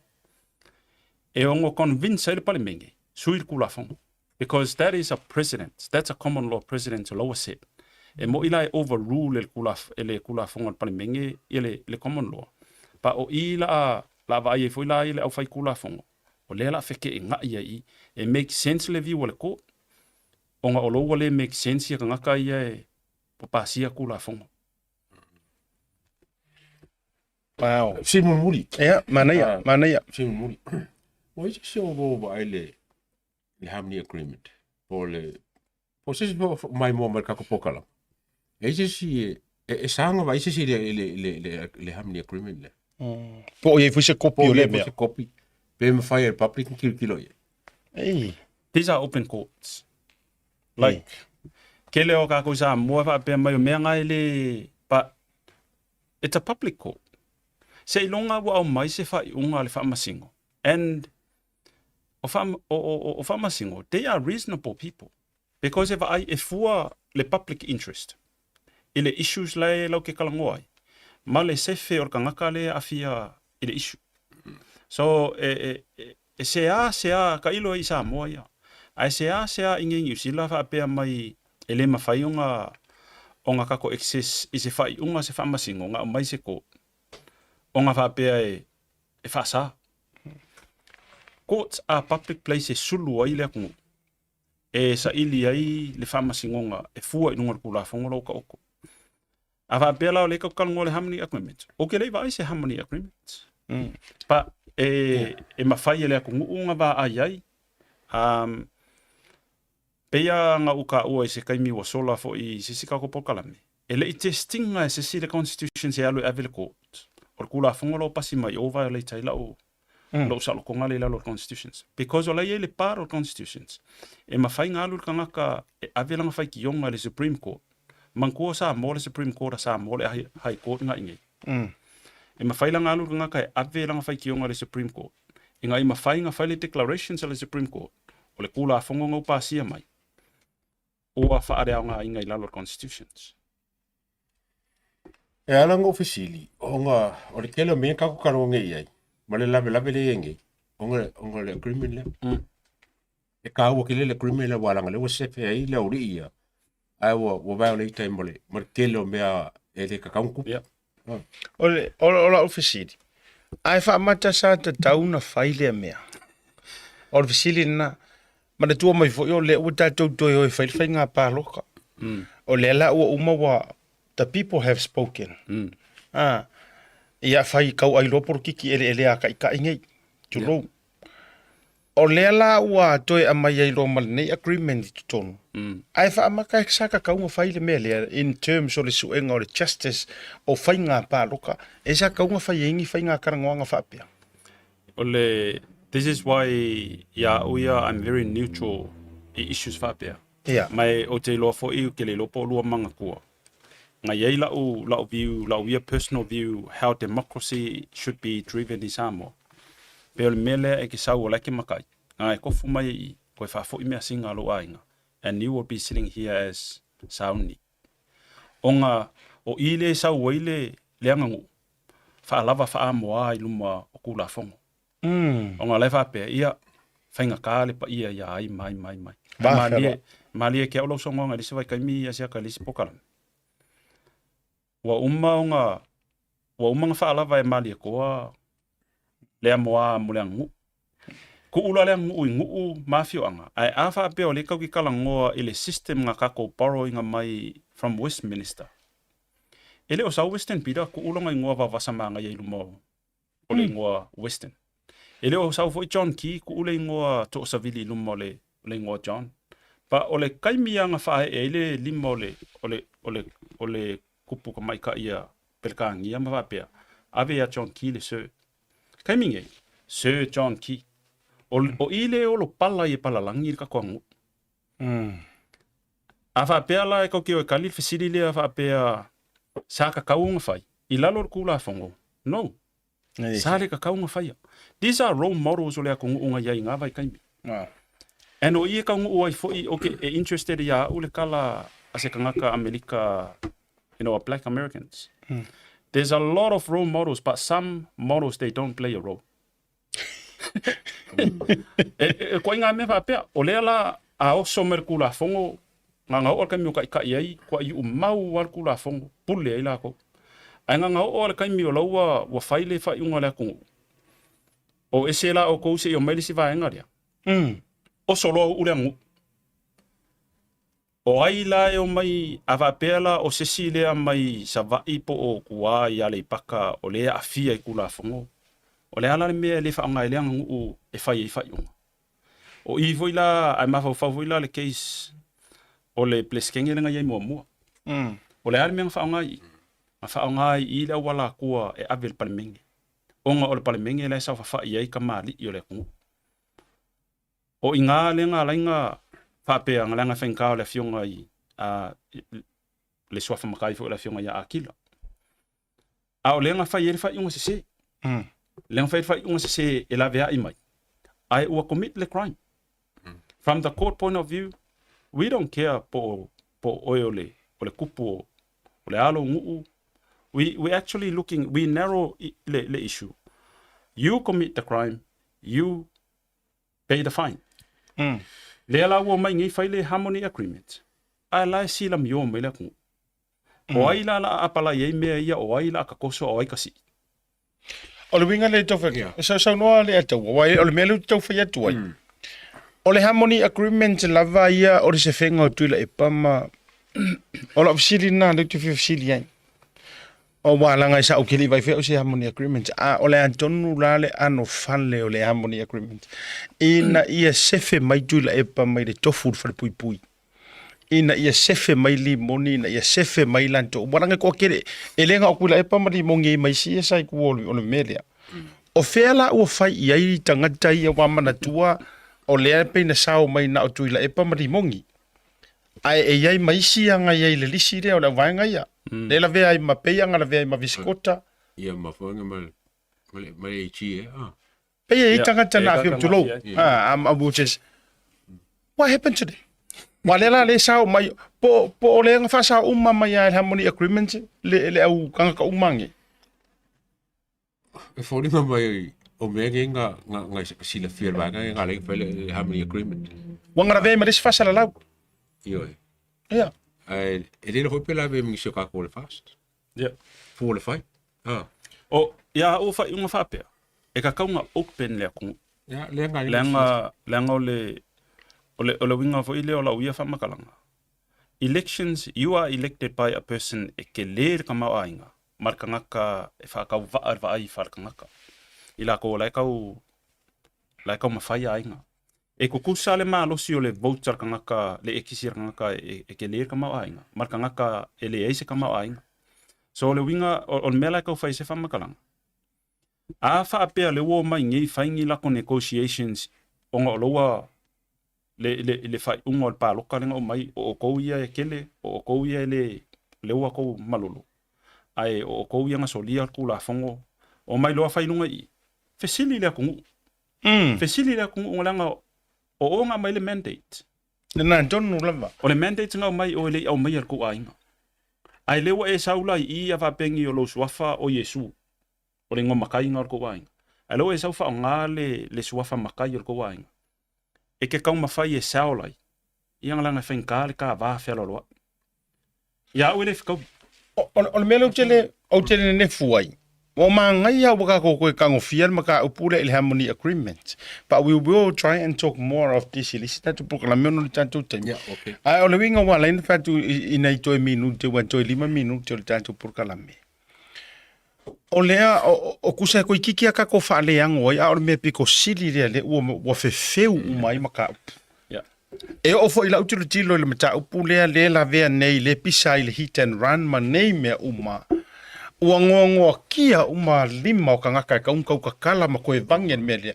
Wau ke roa o lea ka oko mai a peise penginga i kukongo le moanga uri le harmony agreement ne. Walanga afa ya kude sila se i mai o efa mai nga fo inga se i mai nga fo inga se fe mai mo. Ia mo eva pena. E kusa lo fai pene pedele cha pipi me. Yeah. Ele selo so nga le ako. O me vanga le afua ye. Ua malosi aku le pau le harmony agreement ngai lo le ifonga. O le ifonga sa o sa kaunga fai o ifo le aku. Le anga le aku unga fitfilia mai oko. O le aku ufo. Le anga kou olo palainga, ma kou le whaalo aloi. Ia, aka kalango le kungu, sunga i whawhiangainga, o i la kou olo ku i maile mul papanga, o le alo whaiva i a kamari i le whainga o kula fonga. So e kakau wala nga o koe fo i le kungu e. Ai leo leo mai whai, saingi a harmony agreements, closed doors. E pe fo le nga mai o rising menga a fiekele, o le wo e kula fonga. A le la wha ngā lona le ngangu umar wha kala le kau. Kau pikinga kula fo. Also we harmony agreement. Wa ki le ngasi pa sa pasui ka kome. Ya. O e pevela e roto le Afrika ba le umar ka koka. Ole to be continue langa to 2 minute. Io e manatu fo i hotele nei mataua wa fa malama nei vanga ole afiafi. Ai ile o ya Amerika.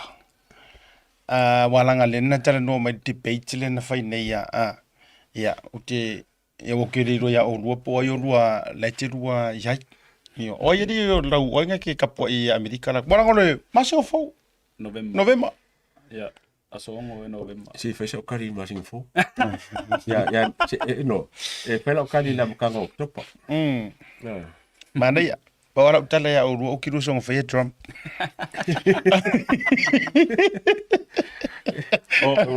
O que no o que ya Trump. O kiru song fe kana go inga. Ka la ka si ya kulo Trump. Ya. O ai lava kula imen malo le Amerika. Sa le. O ke le ke ape o ai kula mai because they will always serve the best interest of la Congo.